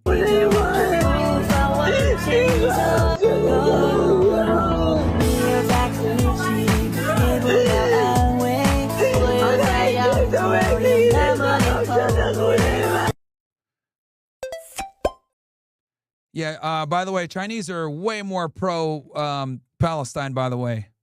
Way more pro-Palestine. They got some pretty base memes on their WeChat, by the way, on this shit. But yeah, bro, that's literally her getting hit back, and they're laughing at her. Well, it is what it is, man. You think it's funny to make fun of children dying? While the CEOs of Boeing... That's why Boom Boom Tel Aviv, bro, literally became like the most popular song ever. Bro, even with the mass censorship, it was the most popular song in like June. It went fucking viral.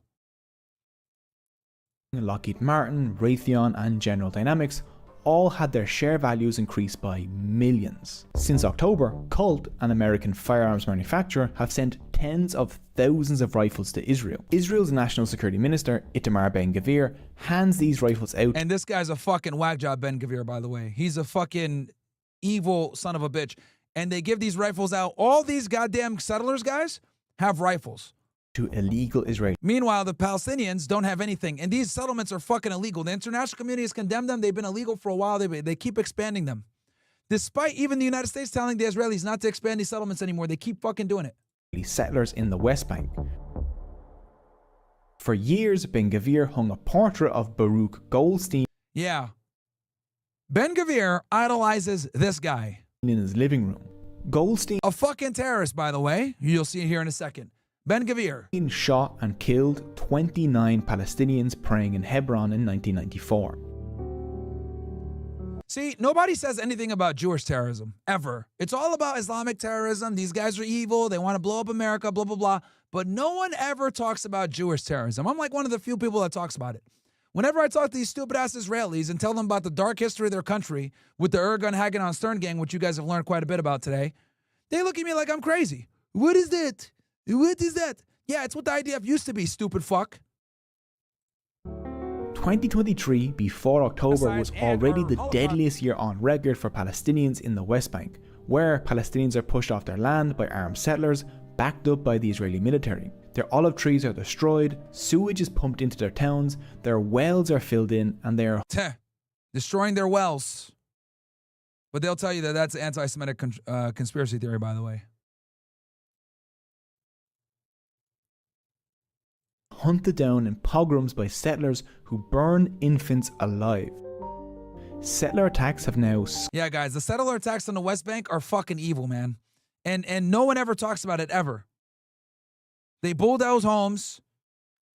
Fucking evil as hell, man. Skyrocketed, and many of them are armed with cult weapons. Why? Because this is my land. Look at this. Why? Because this is my land, Palestinian, but this is my house. Look, he's literally about to take this dude's house, bro. But this is my house. I was given it by God. I was given it by God. What? Bruh, something like 70% of Israelis are atheists, bro. Shame. Hey, shut the fuck up. This is my house. Not your house. This is okay. That's your house. Okay, you came with double faces and you guys. Tell your crazy witch to go to fuck to the house. Next time we won't be nice. You understand this? Don't touch me. This is my house. Don't touch my girl. This is my house. I don't fucking care if this is your house. This is my house. Okay. And sweet. You are my bitch. He goes, the Palestinian says, I'm not your bitch. And the guy, Shem Tov, says, you look sweet. You are my bitch. And you look sweet, you know? You look so fresh, so sweet. Fucking weirdo. Honestly, and he says, rape in the name of God, as they say. You understand what I mean? See, it's interesting because they always cry and say, oh, the Arabs rape Israelis, blah, blah. No, they don't, bro. It's the other way around. It's these fucking demons that do that shit.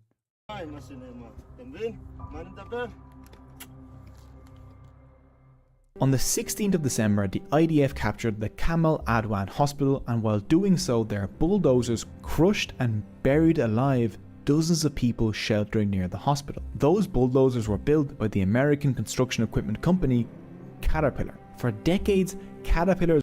And this is what the bulldozers look like, and these are the ones that they use all across Palestine.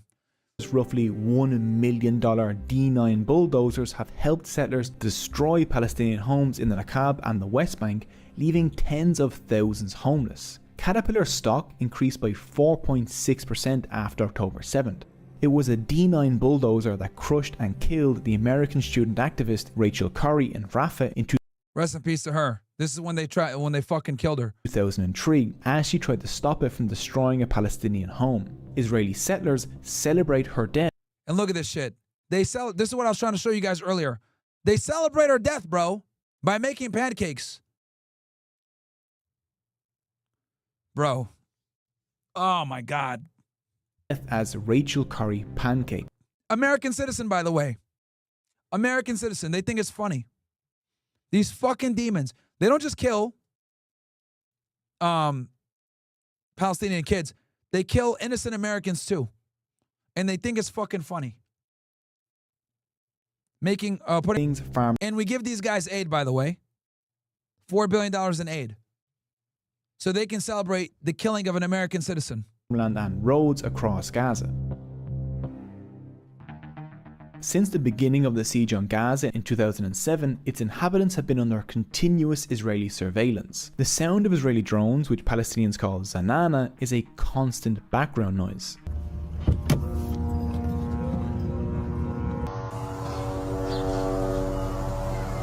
Many Palestinians have anxiety related to the noise because they can't know if it's a spy drone or one that's about to shoot missiles.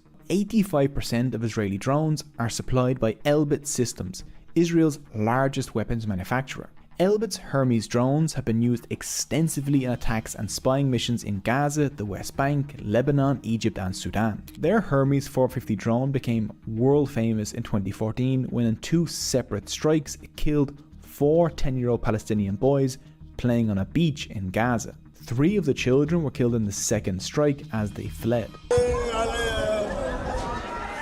My back is broken, he cries, the raw agony of a father.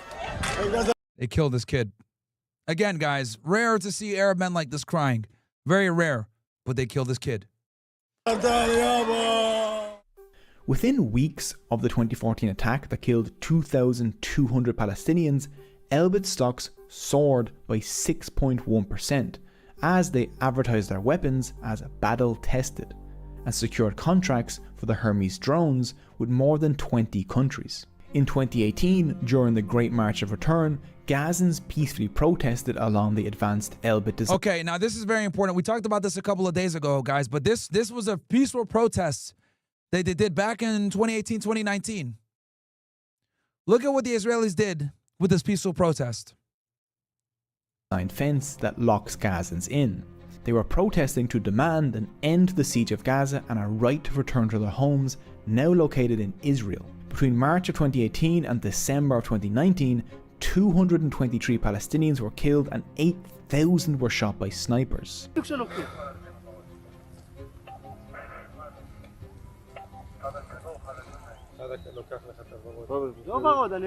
Guys just standing there, not doing anything. Peaceful protesting. Look what they do. They fucking sniped him. They fucking sniped him for no reason. And they think it's fucking awesome. They're cheering. Yes! בן של זונה. איזה סרטון, הנה, תרוצו לפנות אותו. בטח שצילמתי את זה. וואו. They're running to evacuate him. I got him in the head. Bro! Let me show you guys this one more time.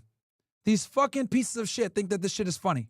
223 Palestinians were killed and 8,000 were shot by snipers. During a peaceful protest, bro.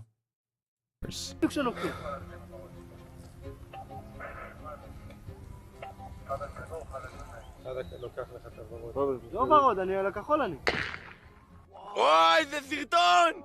יש! בן של זונה. איזה סרטון, הנה, תרוצו לפנות אותו. בטח שצילמתי את זה. וואו, פגעו למישהו בראש. Many were left disabled as the snipers shooting kids, bro. Deliberately targeted people's joints. On the crowds, Israel tested out drones that dropped gas and grenades, while the snipers tested Elbit's exact TH-64 sights.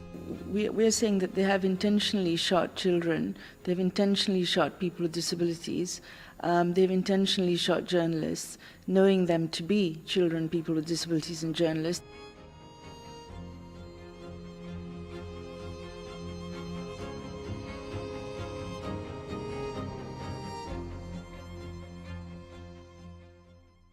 Two months after the snipers gunned down thousands of Palestinians, Elbit Systems sold about 5,000 battle-tested exact sights to the Australian Army, while Israel secured a $600 million drone contract with Germany. The next major attack on Gaza in May of 2021 killed about 256 Palestinians, and immediately Israel broke its records for arms sales, raking in about $11.3 billion.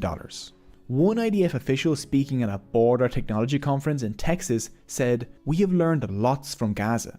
It's a great laboratory. Palestinians are some of the most spied on people fucking evil, man, in the world. Under Israeli military rule, they are an unlimited source of raw data for Israeli weapons and tech companies. Palestinians are watched by motion and heat sensors, facial recognition cameras, 24/7 CCTV surveillance, AI-powered guns linger over Israeli checkpoints, and license plate scanners make sure Palestinians do not drive on Israeli-only roads in Palestinian territory. Israeli cameras are pointed directly into Palestinian homes, and Palestinian human rights advocates have the Pegasus spyware produced by the Israeli NSO group hacked onto their phones, which grants remote access to text messages, emails, phone calls, cameras, recording devices, and social media accounts. What gets tested on Palestinians ends up being used on other unwanted people. Elbit surveillance towers and drones watch the US-Mexico border and the Mediterranean Sea. The same Israeli drones that fly over Gaza fly over Kashmir. Pegasus has been discovered on the phones of thousands of journalists and politicians around the world. Israeli surveillance firm Celebrite, worth $2.4 billion, supplied Putin with phone hacking software. It then supplied the same software to China, Uganda, Venezuela, Indonesia, and police departments across the United States. Elbit Systems and the Israeli... And I told you guys about Subright before. Subright is a very advanced software that they use to extract data from phones. When they dump your phone at the airport or whatever, they use Cellbrite. Weapons industry arm militaries across the globe. And just so you guys know, I put timestamps on this video for you guys where I debated this IDF soldier retard. This video just dropped today. It's doing really well. You guys are really enjoying it. This one and the other one is going crazy as well. Whenever I debate these IDF soldiers, man, you guys really enjoy this stuff. So this video right here, I'll refresh it for you guys real fast. And our Holocaust researchers have deemed this as a genocide. Yeah, this one, I put timestamps in there for you guys. I try my best to put timestamps in the videos for you guys for clips, especially when I know that they're going to be popular. So, and then the other one right here, this one is one day ago, 162K views in 24 hours, and then this one's growing as well. So, yeah, man, if you guys, and I reorganized the channel for you guys too. So basically, The channel basically, right? You come in, what's playing, shorts, full streams, clips, and then bam. You guys get what you need. All right? But yeah, I just reorganized the channel for you guys so it's easier. Globe with no regard for human rights records. Previous customers include apartheid South Africa, Pinochet's Chile, El Salvador and Guatemala during their genocidal counterinsurgencies, Serbia during the Bosnian genocide and Rwanda during the Rwandan genocide. Since 2016, Myanmar has been carrying out a brutal genocide against its Muslim Rohingya minority. Israel claimed it stopped selling arms to Myanmar in 2017, only for images of Myanmar military men to show up at Israeli arms expos in Tel Aviv in 2019. Israel continued to supply the Myanmar government with weapons and Elbit drones until at least 2022, violating the 2017 international arms embargo against Myanmar. As Myanmar was tried for genocide at the International Court of Justice, the Israeli ambassador to Myanmar tweeted, "Encouragement for a good verdict and good luck." Bruh. All right, guys, quick word from our sponsor. As you guys know, this topic got me demonetized on YouTube and banned on platforms and shit like that. But hey, man, we ain't going to stop telling the truth, man. Join the OSS, guys. That's what fuels this type of content. I'm going to reach out here in a second as well. We're going to be stepping it up with the OSS, but only for the guys that are the real active supporters. So this is how it's going to go. We're going to start giving away merch bundles once a month. All kinds of merch can be given away to you guys for supporting. Also, we're going to be doing call-in parts of the show where members of the OSS Army can go in and call into the show and give their takes on certain different types of topics, whatever we're talking about on that particular day. Also, we're going to start doing shows, guys, where we're going to do parts that are only OSS members so that we can actually say what we want to say, put the memes up on screen that we want to put up, and not have to worry about censorship. Unfortunately, even on regular platforms, we can still get clipped and put out of context and still be labeled for cancellation. All the uncensored stuff that we want to do, it's going to be on the OSS members portion only. Now, I know what you guys are wondering. Oh my God, Byron, no, I can't afford it. No problem. It's going to be only $1 to get in, guys, for the first month, and it goes to regular dues price. So get in there, join us, allow us to be able to continue the fight against censorship, because even on free speech platforms, they clip our shit and try to cancel us anyway. You know it, guys. They tried it last week. They tried to fucking ban me on everywhere, these fucking dickheads. All right, let's keep going, guys. In September of 2023, Israel armed Azerbaijan with weapons and Elbit attack drones for its campaign in Nagorno-Karabakh, in which Azerbaijan ethnically cleansed 100,000 Armenians. Unfortunately, all of this pays. In 2023, Elbit sales rose by about 8% to nearly $6 billion. Hey guys, smash the like button, bro. We only got 800 likes, but we got 1,600 guys in here, man. So smash that like button if you guys are watching on YouTube. Can't afford OSS, no problem. Just smash the like button. Let me read some chats from the OSS guys. Okay, did you react to the video when a black woman got pulled over with dead bodies? I didn't react to it, but I did watch it. Lavere Adams says, I just want to remind you, Meir, you're doing God's work for revealing the truth. I appreciate you, brother, and trust me when I say the right individuals are listening. I appreciate that, bro. Gnome Billy says, they keep expanding. The U.S. tells them to stop. Other countries condemn them, yet no one tries to stop them. Jays are in control. Yep. Jays, why does anyone do anything? Because they're in control, bro. Mr. Morpheus says, imagine how these people feel when they stand in a pile of blown up body parts and pick up a piece of steel that was USA stamped on it. Yeah. Of course they're going to be angry. Yeah. Martin, who sings a song that you play because I'm chosen by God? That's Lucas Gage. Lucas Gage, someone else will. Well, I'm livid. Thanks for showing us this, Myron. I've never seen this footage before. What would we do without you? I got you, man. White Ninja. Nico the Greco says, sorry if you already, and thank you for the $50, by the way, bro. Welcome, punch! Big donation. Thank you so much. Sorry if you already answered this, as I asked it earlier, but haven't heard it just yet. Your love of truth and knowledge is unmatched, Myron. You're a legit hero in this arena. Not to sound corny, but it's true. Do you ever feel a rage when having to deal with this? If so, how do you manage it or cope? I definitely feel rage, especially when seeing these poor children getting slaughtered. I love you, bro. I appreciate that, Nico the Greco. Well, I watched this video beforehand. So, you know, there's a reason why I wanted to make sure that I turned all the streams back on before I showed it. But yeah, I watched it beforehand, man, and I was pretty pissed off when I watched it too. But that's just called being a human, bro. This is fucking disgusting, pissing me off. I know, Tony. Ambitious says, yo, Myron, love you, bro. How do I address the cynicism of late autism diagnosis? I don't really know how to answer that. Get Money says, damn, hearing that video of Hein Rajab dying made me tear up. The worst part about this is they're proud of it, but also play victim and tell the whole world people like her are terrorists. Sick. Yeah, I know. Yo, I saw Nikki's autograph on that shell. I know, Nikki Haley's a dumb bitch. All right. Let me make sure I didn't miss any of your other guys' chats. All right, we're caught up. $4.8 billion of which was exports to other countries. Israeli weapons exports have doubled over the past decade, totaling $13 billion last year, making Israel the world's 9th largest weapons exporter.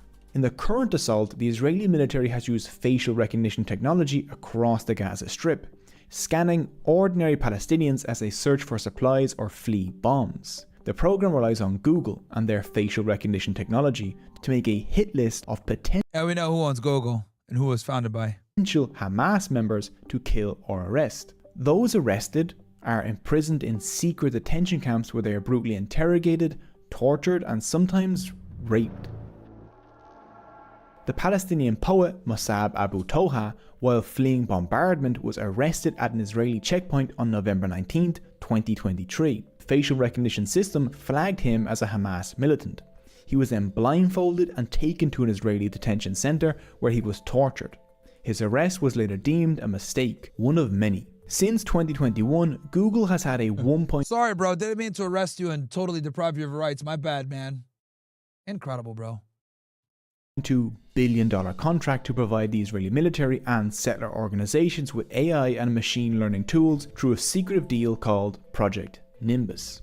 Another Silicon Valley company assisting Israel Peter Thiel, literally a gay cocksucker, is Palantir, a data analysis firm that provides militaries with artificial intelligence tools. Palantir technology is most likely used in Israel's AI-powered targeting system. Him and Alex Karp, another fucking big fucking retard, another war criminal who should go to jail. Alex Karp, fucking scumbag, most annoying person ever to listen to on interviews.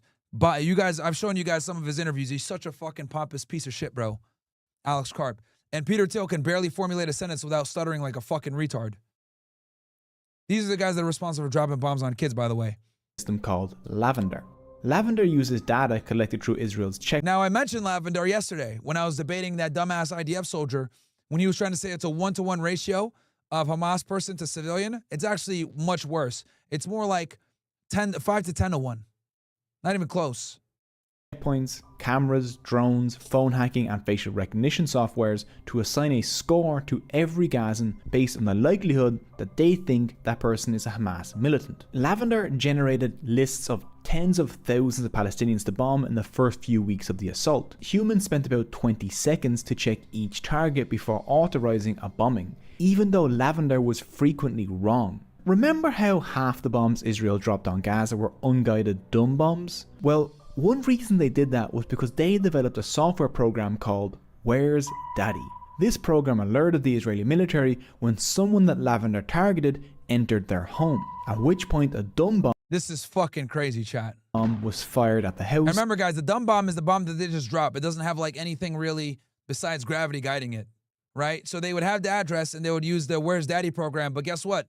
Sometimes the guy wouldn't even be there, so they bomb a house without the target being there. Innocent people die, killing the suspect, their family, and everyone else in the area. One Israeli official stated, "It's much easier to bomb a family's house." Lavender and Where's Daddy generated so many targets that the bombs were fired on a delay. So in many instances, the suspect had already left the house by the time the bomb hit, killing just the women and children inside. Thousands of Palestinians were obliterated in their homes by this system. Rafael is an Israeli state-owned weapons contractor that reported record profits in 2023, seeing an 85% increase. All right, guys, we're back up on X as well. So many targets that the been on for about 10 seconds now, so I was able to get it to work somehow. All right, back to it though.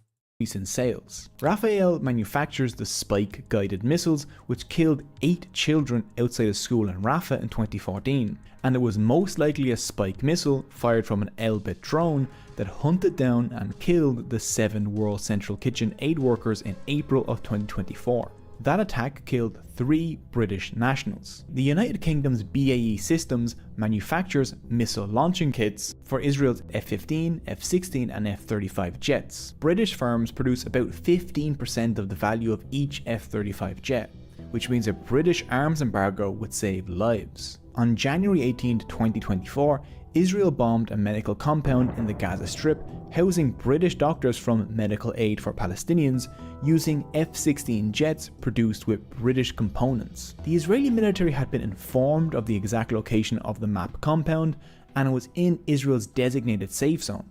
They bombed it anyway. BAE Systems saw record profits in 2023 with sales of $33 billion. Within 3 weeks of October 7th, BAE stocks soared, increasing its overall value by about $1.3 billion. German arms exports to Israel saw a tenfold increase in 2023, reaching $365 million. Germany's largest arms manufacturer is Rheinmetall, and they have sent Israel tens of thousands of rounds of ammunition and tank shells. Rheinmetall's CEO sold 10,350 shares on March 19, 2024 for $5.5 million.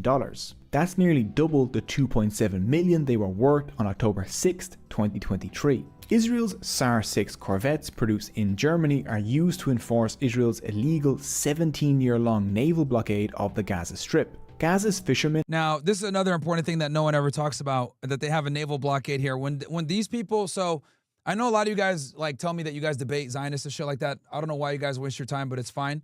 Whenever they try to tell you, because one of their biggest talking points they use is, oh, well, we left the Gaza Strip in 2005 when we let them self-govern. That's a lie. And the reason why it's a lie is because they still control their airspace. They still control their food and water that comes in. And also, they got a blockade on their fucking water as well. So they can't even fish, really, because the Israeli Navy stops them from doing so. So they completely still occupy the Gaza Strip and the West Bank, even though they say, oh, no, they have their own land. They really don't. They're still illegally occupied, okay? They have no sovereignty. Are restricted to limited fishing areas, which has destroyed the Palestinian fishing industry, which was once a backbone of the economy. Fishermen reported being fired on by the Israeli Navy on a daily basis well before October 7th.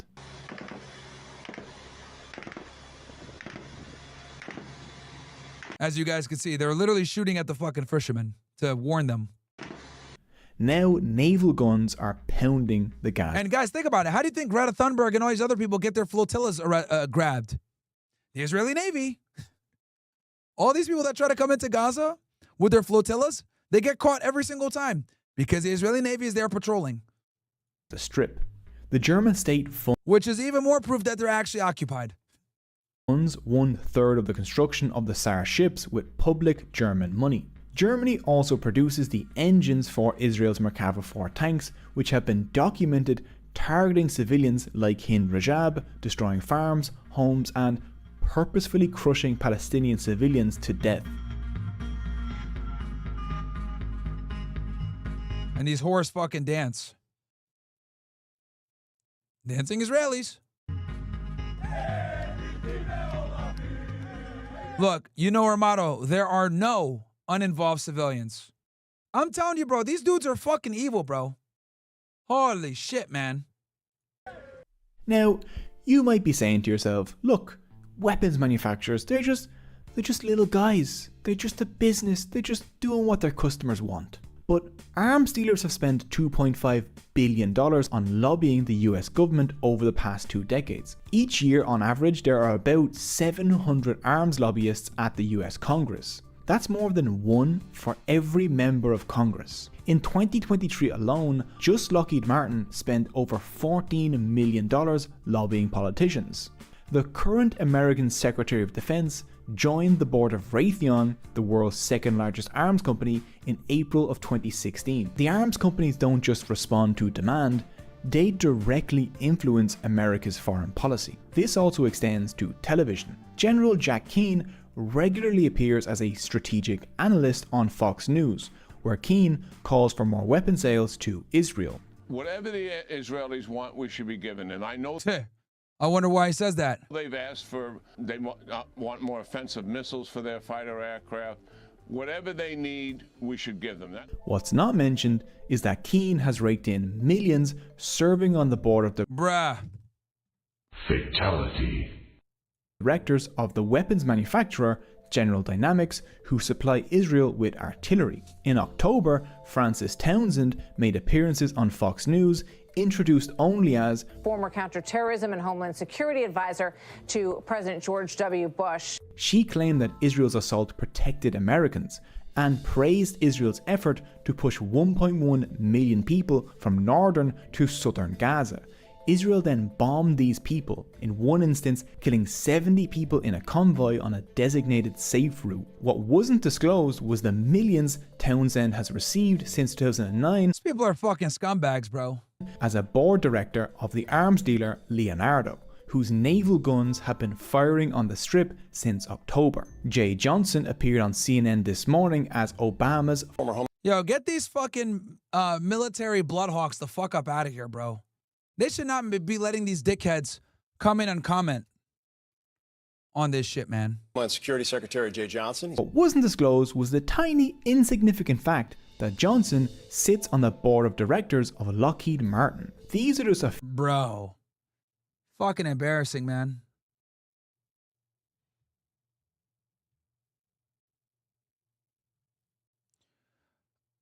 Few of the talking warheads brought on TV to convince people that war is good while hiding the fact that they financially benefit from it. 25 members of the US Congress sitting on national security committees purchase stocks of weapons companies while being directly responsible for overseeing the defense budget that gets funneled to those companies. Sending billions of dollars worth of weapons to Israel with no conditions, despite overwhelming evidence of war crimes, means that Israel has no reason to ever back down. It has no reason to ever... Yeah, there's no incentive for them to ever change their behavior because they know that they're going to get support no matter what. There's no need for diplomacy. There's no need for them to reel in what they're doing, because they never get held accountable for anything. Just like John Mersheimer was saying. They literally never get held accountable for any of their bullshit, bro. Because they don't have to be. That's really what it comes down to. They can continue to kill, rape, murder, and no one gives a fuck because no one ever stops them. Ever negotiate. It knows it has overwhelming... Guys, do me a favor. Smash the fucking like button. We only got 950 likes, but we got 1,300 plus you guys in here. We had 2,000, and all of a sudden it went down to fucking like 1,300. I don't know what the fuck's going on here. But yeah, guys, smash the fucking like button. I mean, it is 2 o'clock in the morning as well.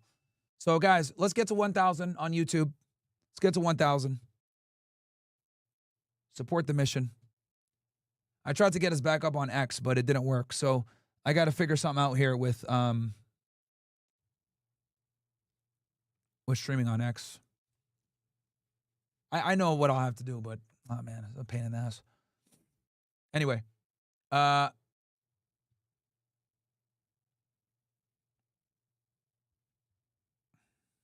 military superiority. All it needs to do is wait for the Palestinians to disappear while crushing any resistance. And that's what they're doing. They're trying to get them the fuck up out of there. Resistance on which it can test out new weapons every few years. If anybody applied pressure by imposing sanctions, an arms embargo, or blocking the transit of American military equipment, tens of thousands of people would still be alive. At least 40,000 Palestinians have been killed. Gaza is inhospitable. Now, and this was 10 months ago, it's really 60,000 now confirmed. But realistically speaking, it's hundreds of thousands gone. Hospitals have been eviscerated. Disease is spreading rapidly. Wounded children are having limbs amputated without anesthetic. Today, children in Gaza are the largest group of amputee children anywhere in the world. Wow. Western citizens are funding this while living in states in which parents can't afford childcare, students can't... Yeah, look at this. This mother and this child suffering. We're bombing them. Meanwhile, people here can't even afford fucking healthcare. Can't afford to pay off their debt. Look at this. Young people can't afford homes and But then the Israelis will tell you that this is all fake, right? It's all fake. Pallywood. Get the fuck out of here, these sick fucks, man. Children go to school hungry. These citizens pay billions to fund the obliteration of another people. They pay for the pointless destruction of children, all to support inhuman politicians and death merchants who only offer the world profitable corporate. That's why I refuse to invest. I mean, look, I refuse to invest in any of these fucking defense contractors or any of these weapon companies, man. Fuck them all, bro. Honestly, fuck them all, bro. People tell me, hey, Myron, you should, you know, invest in Lockheed Martin or whatever. I refuse, bro. I fucking refuse. I don't want $1 from these pieces of shit because this is what they pay for. This is what they create right here. It's a fucking kid, bro. I'll never, ever invest $1 fucking in Lockheed Martin or any of these goddamn fucking piece of shit companies that literally profit off of the death of kids. Fuck these guys, man. Look at that, man. I'm sorry, guys. I know a lot of you guys probably don't want to fucking see this shit. Only offer the world profitable corpses.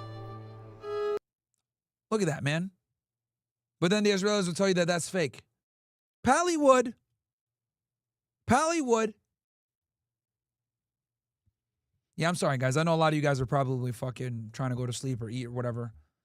And I'm not trying to do this to enrage you or piss you off, but I need you guys to see what the fuck is going on, bro. Because in the United States, we have the benefit of just like kind of sitting in the background and just like being like, oh yeah, our life is awesome and we don't have to worry about anything. But we don't understand like what the fuck is going on, bro.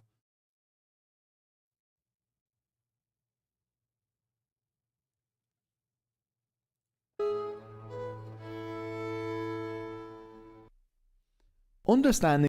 And this video is getting fucking shadow banned to hell, man. So show this guy some love, Cogito. I could give you guys the link of this video if you guys want, by the way. Here's the video. Clearly he's getting fucking shadow banned by YouTube.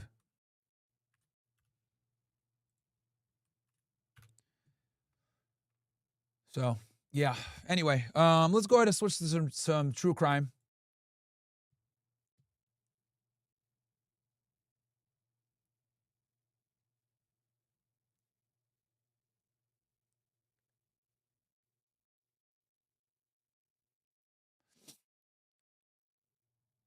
What do you guys want?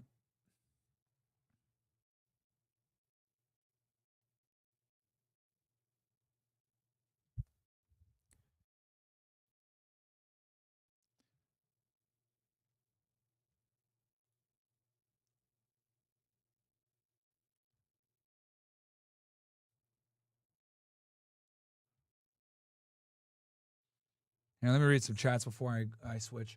Okay, Tony Versarot says, okay, we know this is sick, and more importantly, we don't want our dollars paying for this nonsense, but what can we do about it? What's the solution for American citizens? I have a few ideas, but I also recommend they're not, understand they're not feasible. What do you think? We got to aware more people, bro. And well, look, we're already starting to create a change, guys. We're already starting, like, the Great Awakening. People are waking up to Israel's bullshit, bro. So, well, actually, you know what? There is some big news on Epstein that came out. So he dropped this a couple hours ago, saying that Russia has blackmail. All right, guys. So the other on Trump with Epstein. Noam Billy says this shit is blackmailing me, man. Between the 304s being literal prostitutes these days, the Jays being pure evil. How would you advise from being so blackpilled on everything going on? You just need to know what's going on, bro, and move accordingly. We're waking people up, though. I'll tell you guys that. We are waking people up, man. This community is waking people up. The OSS is waking people up about the evils of Israel. Get Money says, you need to bring up the J terrorism from this video, and in the next debate, it's more convincing than AIPAC. Bro, I bring it up on every debate. Get Money. I literally brought it up on every debate. They need to ban OnlyFans. Estimates that Bimbo Lite chick turns 18, starts OnlyFans today, and already made $1 million. What? I didn't even know. So boosted. Did you react to the video when a black woman got pulled over with dead bodies stuffed in the car? I didn't react to it, but I did watch it. All right, so this video here is Russia says it has Epstein blackmail on Trump. This is crazy, bro. I'm telling you, bro, this Epstein thing is going to be the death of MAGA, bro. These guys are fucking going crazy on Trump right now with this Epstein stuff, bro. It's fucking nuts. It's really nuts. The other day, we talked about how Trump was issuing nuclear threats against Russia. So that's absolutely terrifying. Here's what he said. Let me remind you. He said, based on highly provocative statements of the former president of Russia, Dmitry Medvedev, who is now the deputy chairman of the Security Council of the Russian Federation, I have ordered... Oh, yeah, speaking of which, I also we'll talk about this too. We got to talk a little bit about Russia and stuff like that. So, as you guys know, Trump positioned some nuclear submarines around in Russia. So I definitely want to talk about okay, this is what we'll do. Let's go ahead and talk about the Epstein stuff, then we'll talk about the nuclear submarines. Give you guys that's also some breaking news as well that came out over the past 24 hours or so. 2 nuclear submarines to be positioned in the appropriate regions just in case these foolish and inflammatory statements are more than just that. Words are very... All right, let's cover that first. The movement of these U.S. nuclear submarines through appropriate regions indicates repositioning within striking distance of key Russian targets, such as areas in the North Atlantic, Arctic waters near Russia's northwest or possibly the North Pacific, where U.S. submarines could threaten Russian strategic assets if necessary. Let's take a closer look at how this works. U.S. nuclear submarines, known as SSBNs or boomers, form the sea-based core of America's nuclear triad. While their exact attack plans remain top secret, their overall strategy and role in deterrence have developed over many years and are fairly well understood. The key mission is nuclear deterrence, particularly maintaining a second strike capability. In simple terms, even if the U.S. suffered a devastating first strike, enough submarines would survive hidden underwater to launch a massive retaliatory attack. These submarines are not... As you guys can see, both countries have a methodology to destroy the other, assuming the worst happens. Russia has something called the dead hand strategy, where if we bomb them with nuclear bombs, they would literally release all their nuclear bombs and blow us up and kill us as well. So, yeah. But surprisingly enough, us having all these nuclear weapons surprisingly keeps peace, doesn't it? Which is why Israel doesn't want Iran to have a nuclear bomb, because if they did, that would mean they'd have to exercise some diplomacy. And that's the last thing that the Israelis want, is exercise diplomacy, those crazy fucks. Not kept on constant alert for a first strike. Instead, they patrol in ways that make any adversary doubt they could eliminate all of America's nuclear forces in one blow. This uncertainty strongly discourages anyone from starting a nuclear war. SSBNs deploy from base... All right, well, this is what I'll do for you guys. I'll cover Fuentes versus Tucker tomorrow. I know a lot of you guys are asking me about it. I'll cover it tomorrow. Can you guys give me a video that you guys want me to cover on it? Oh, this one. I got one right here. And now they want to gain... Atlas thugged? Okay. Well, yeah, I'll react to this tomorrow then. We'll cover that tomorrow. Keeping it strictly geopolitical today, guys. No drama, bro. I don't want to deal with drama today. I'll do that shit tomorrow. Bases like Kings Bay in Georgia and Bangor in Washington. But once at sea, they quietly patrol vast, secret areas of the ocean. Their patrol zones are generally in international waters, often near the North Atlantic, Arctic, or North Pacific, within missile range of important Russian targets. Their locations are purposely unpredictable, making it very difficult for Russia to track them. Yo, Duke Tomlinson, are you even in OSS, bro? Nigga saying Tucker and Nick now, as if he can tell us what to fucking do from the YouTube chat, bro. This nigga's hilarious. I always laugh when YouTube niggas try to say what the fuck. You need to do it now. Although these patrols usually proceed quietly, there are moments of heightened tension, like in August 2025 when President Trump announced moving 2 submarines closer to Russia following nuclear threats. That move was intended more as political signaling than a change in operational practice. A major part of their deterrence is survivability. Powered by nuclear reactors, these submarines can remain underwater for 2 to 3 months. Yo, I covered China-Taiwan already, bro. So, yo, some of you niggas, I don't know if you guys pay attention or what the fuck. Do you guys understand how much content I put out? Bro, I already covered China-Taiwan, bro. Limited mainly by the crew's food supply. This endurance makes them very hard to find or destroy before they can launch their missiles. Communications are kept to a minimum using rare, highly secure messages to maintain radio silence and avoid detection. Each Ohio-class submarine carries up to 20 Trident I missiles, each armed with multiple nuclear warheads. These weapons can independently strike multiple Russian nuclear sites, military bases, and command centers. If nuclear war were to break out, submarine commanders would wait for a coded launch order. Once it is received, missiles could be fired from underwater and reach their targets within minutes, depending on distance. The U.S. counterforce strategy focuses on targeting Russia's missile silos, submarine bases, bomber airfields, and command centers. Crucially, U.S. policy prioritizes retaliation over first use, considering a preemptive strike only an imminent attack is clearly detected or to prevent devastating defeat. This approach is part of the broader nuclear triad strategy. But what exactly is the nuclear triad? This is a military doctrine that relies on three independent methods of delivering nuclear weapons. The three components include the land-based intercontinental ballistic missiles. The second is the submarine-launched ballistic missiles deployed from missile submarines and nuclear missile-armed submarines that patrol the world's oceans. And the third component is an aircraft capable of delivering nuclear bombs or nuclear-armed cruise missiles, offering flexible targeting options and the ability to recall weapons after launch if needed. Inside the tube are 6 cruise missiles. To simplify it for animation purposes, we'll divide it into 5 sections. Section 1, 2, 3, 4, and 5. Section 1 contains one of the major parts like the sonar and the missile's tubes. Section 2 consists of the sail. All this communication equipment retracts from the submarine and initiates the diving process just as shown in the animations. Just below it is the control room and torpedo room. Section 3 is divided into 3 storage. This is where the sailors sleep and eat. And just behind it is the newly added Virginia payload module that holds 28 missiles. Section 4 has the most important parts, the nuclear reactor along with the engine room. And the last part, that is Section 5, consists of the turbines and gears which connects with these propellers. In this video, we're going to explain the complicated process of a nuclear reactor in super basic animation. Not to forget, we're also going to analyze how a submarine fires a missile while still being submerged underwater, and most importantly, how a submarine descends and ascends through the process of buoyancy, all in the videos ahead. So stay tuned and don't miss a beat. This is the Virginia-class attack submarine developed in the 1990s, but some analysts believe it was built to supplement the Sea Wolf fast attack submarine, due to the increasingly high price tag of around $3 billion.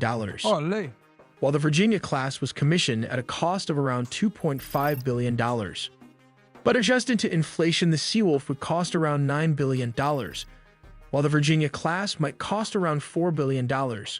Compared to the Russian Akula class, it was commissioned at a cost of around $1.8 billion. All in all, 66 Virginia-class boats were planned to be built, but only 22 were completed. There are different versions of Virginia-class submarines, but let's take this as a base. The latest version commands a length of 460 feet or 140 meters, which is almost the length of 4 basketball courts. Interestingly, the beam is around 35 feet or 10 meters in height. Let's compare this to a person to help us visualize how huge this underwater beast is. Even better, to help us understand its volume, we found out you can fit as many as 80 buses inside this submarine, if all are stacked one on top of the other. That's a lot of school bus parking area for a nuclear-powered submarine. Comparing it with different submarines like this German U-boat built during World War II, it looks a lot smaller. This is the American nuclear Sea Wolf fast attack submarine. Beside it is the Russian Akula-class nuclear-powered submarine, and this last one is one of the biggest, Russian Typhoon class. Also nuclear-powered, built during the Cold War era and still in service today. It weighs around 10,200 tons, which is almost the weight of 41 Air Force One planes, used by the President of America. That's a lot of weight on its shoulder. Still, we should not underestimate its endurance, as it can command a speed of 25 knots or 46 kilometers per hour and over. And it can go to depths of 800 feet or 240 meters. This submarine range is unlimited considering it is nuclear-powered. This is the conformal large aperture sonar array equipped with both active and passive versions of sonars. This is how it works. Active. Thanks for the gifted sub, my friend, from Armagami.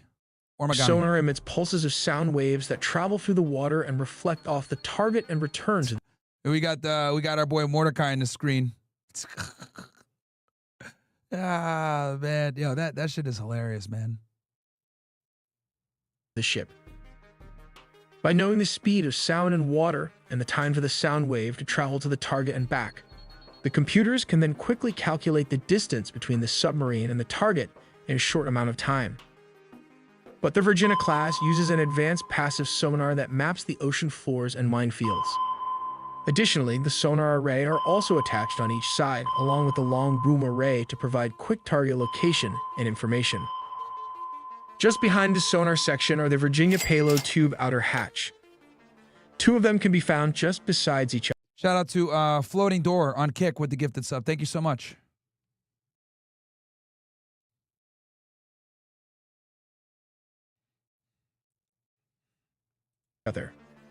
Inside the tube are 6 cruise missiles. Let's see how this works. Step number 1. A submarine will ascend to an assigned depth. This works. Step number 1. A submarine will ascend to an assigned depth. Step number 2. When ready to launch, it will open of the hatch and the protective seal will break open. Step number 3. High pressure and compressed air is pumped into the tubes and this is used to eject the missiles. And if you guys remember, this is how we attacked Iran. We shot a couple missiles from submarines when we attacked their nuclear facilities. Step number 4. The tip of the missile breaks the water's surface. Step number 5. The rocket boosters fire and propel the missile into its path. Boosters fall off as soon as the missile is out of the water. Step number 6. The main engine of the Tomahawk missile will engage and then it will open its wings, just like the animation shown here. Moving ahead is the sail, for size visualization purposes. Let's compare this to the height of a sailor. This is the surface navigation bridge where sailors or commanders stand on top for outside observation. These are the 2 octronic masts, a sensor on a submarine that functions similarly to a periscope, without requiring a mechanical tube. Moving ahead, this is the communication mast required to send and receive data. At the back is the snort mast. Snorkel is a device which allows a submarine to operate submerged while still taking in air from above the surface. This is the sub-HDR, high data rate satellite communication. But just a reminder, this is no ordinary internet connection and has a military-grade data encryption level for using the internet because you do not want hackers knowing your submarine position and reading your classified data. This is the control room, and it is divided into various sections. This is the ship control department. Interestingly, the sonar section has the highest number of technicians working on it as they are the eyes and ears, beneath and above the ocean. This is the photonics and navigation department, is digitally linked to the sail, and it can also be described as the modern age periscope known as the photonics. Here lies the radio room. Just beside it is the Special Operation Room, and the last section is the Combat and Control Room that fires the missiles as well as the torpedo. This is how a torpedo works explained in very basic animation. Step number 1. Pressurized air propels the torpedo toward its target. Step number 2. A piston engine with propellers maximizes the torpedo's speed. Step number 3. It trails a wire plugged into the weapons systems aboard the sub using data to navigate. Step number 4. The torpedo accelerates to 32 knots over 35 miles an hour with a range of 8 miles or 12 kilometers. Step number 5. As it nears its target, the wire is cut and its sonar takes over navigation. Step number 6. If a torpedo... Armagani says, just jumped on the stream. Appreciate you immensely, Myron. You and Nick are basically all I watched since a year ago. As far as streamers go, can you give us a very short teaser of the Tucker-Nick beef? I'll cover it tomorrow, bro. I'll cover it tomorrow. Misses its target, can circle back and... We'll cover this Russia conflict with Epstein. And then I'll probably get off because I'm starving, guys. I haven't eaten yet. Been going out for 5 hours. And then we'll be live at 5 o'clock tomorrow. And then Fresh will be back tomorrow. We got a Money Monday for you guys as well tomorrow. Got a good show planned and after hours with a guest. Starts hunting the target with its sonar. This one torpedo has the explosive power of 1,200 pounds of TNT. And I guess you do not want to be at the receiving end of this weapon. But reports suggest that new breed of barracuda torpedo or supercavitating are going to be the latest upgrades. But do me a favor, guys. We got 1,700 of you guys watching on YouTube. Do me a solid. Smash that fucking like button. Some of you guys aren't in the OSS, which you guys are missing out. You guys need to join in the OSS. The realest niggas, by far. Okay?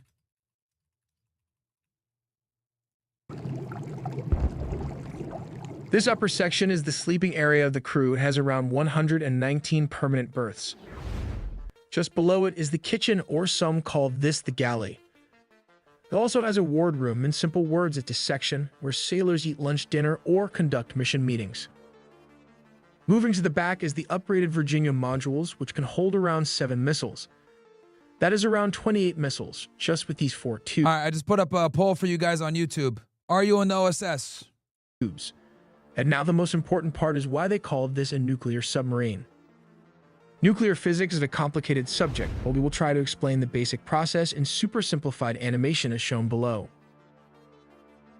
A nuclear reactor consists of 3 crucial components. 1. Fuel elements could be uranium-235 or uranium-238, and these rods vary in number according to the size of the reactor. 2. Moderator here can be water. 3.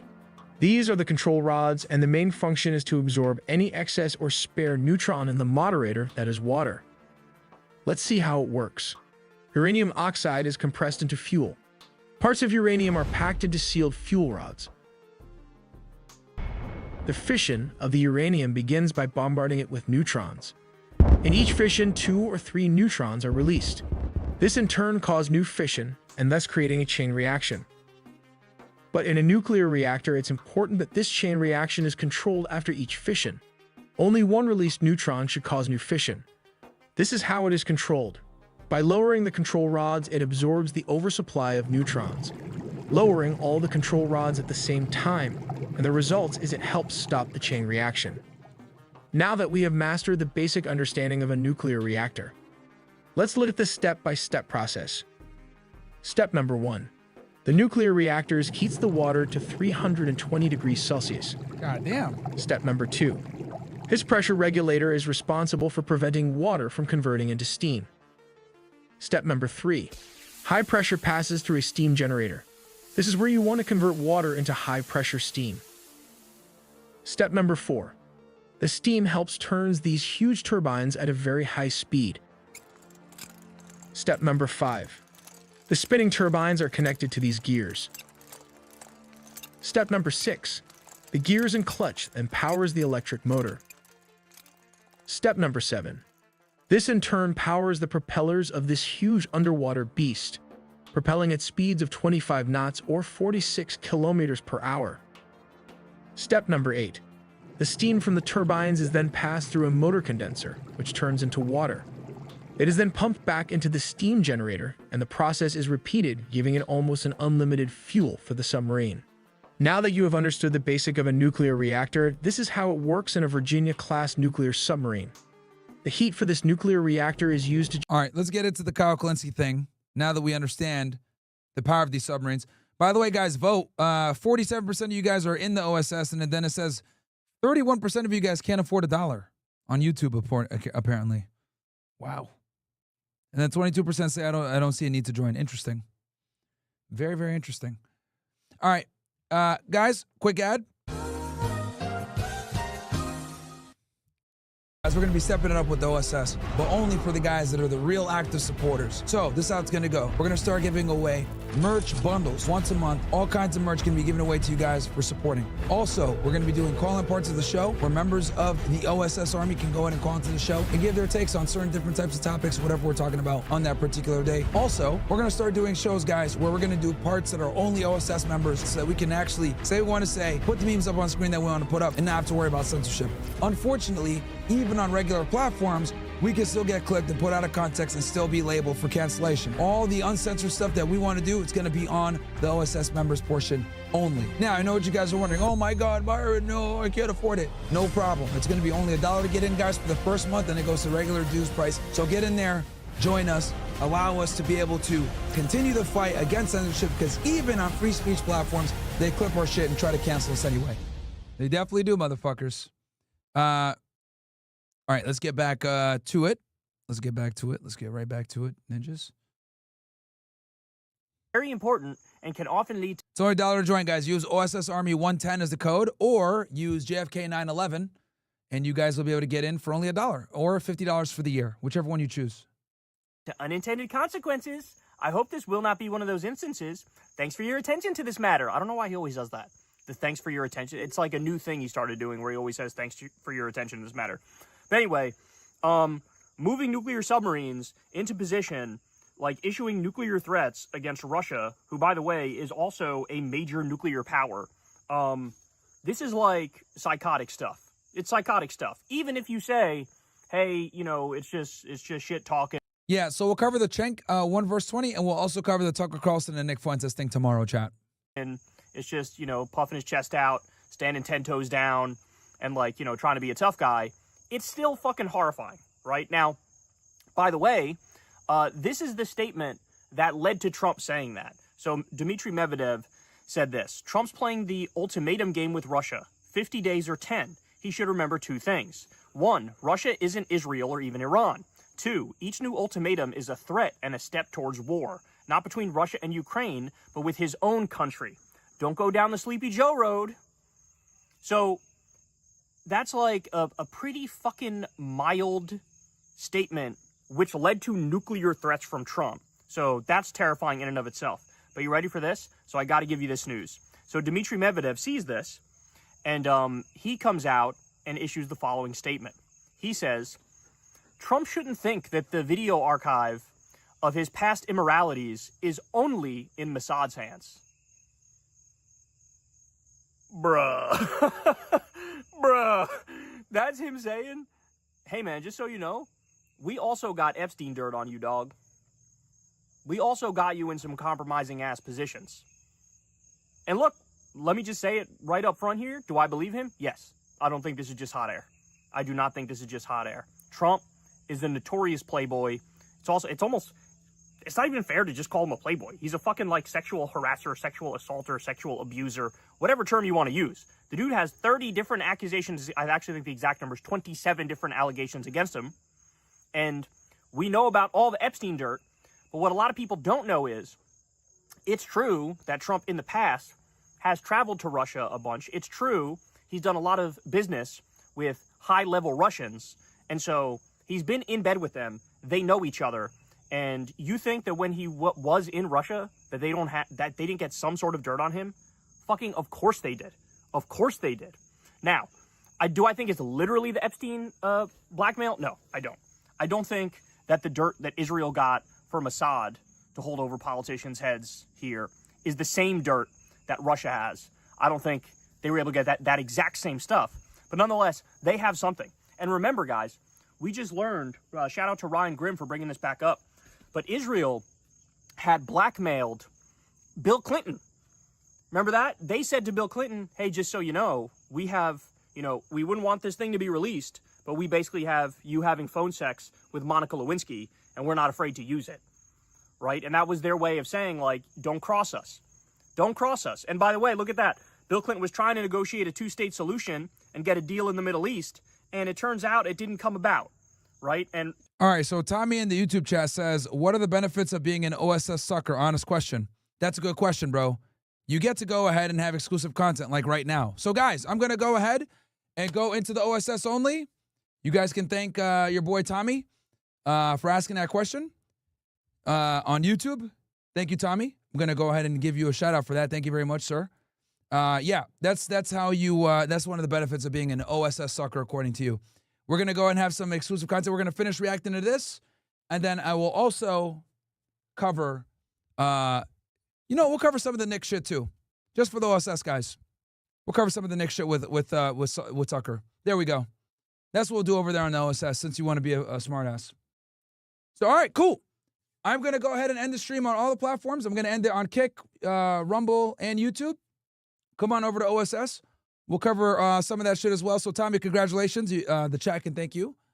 But, hey, it is what it is.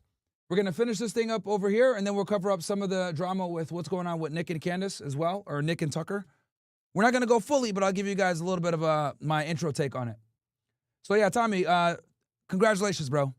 Good job, my friend. I'm sure people in the chat are very happy with what you asking that question. So, yeah, we're going to go ahead and switch over to OSS, guys. Come on over. It's going to be OSS only since the guy wants to know what benefit do I get from going to OSS. It's the benefit you get, my friend. It is the benefit you get. Good job, Tommy. Good job. All right, guys, come on over. Come on over. I'm ending all the other streams right now. Actually, I can run this shit one more time for you guys. Use a code. Get in for $1, guys. Literally for $1. We're going to be stepping it up with the OSS, but only for the guys that are the real active supporters. So this is how it's going to go. We're going to start giving away merch bundles once a month. All kinds of merch can be given away to you guys for supporting. Also, we're going to be doing call-in parts of the show where members of the OSS Army can go in and call into the show and give their takes on certain different types of topics, whatever we're talking about on that particular day. Also, we're going to start doing shows, guys, where we're going to do parts that are only OSS members so that we can actually say what we want to say, put the memes up on screen that we want to put up, and not have to worry about censorship. Unfortunately, even on regular platforms, we can still get clipped and put out of context and still be labeled for cancellation. All the uncensored stuff that we want to do, it's going to be on the OSS members portion only. Now, I know what you guys are wondering. Oh my God, Myron, no, I can't afford it. No problem. It's going to be only $1 to get in, guys, for the first month, and it goes to regular dues price. So get in there, join us, allow us to be able to continue the fight against censorship, because even on free speech platforms, they clip our shit and try to cancel us anyway. All right, guys, only $1 to get in there, man. Love you guys. See you guys on the other side. If not, I'll see you guys tomorrow at 5 o'clock. We'll cover a bunch of topics. Yeah. You guys can thank Tommy. Tommy, good job, bro. I'm sure everybody loves you. W Tommy, right? OSS only, guys.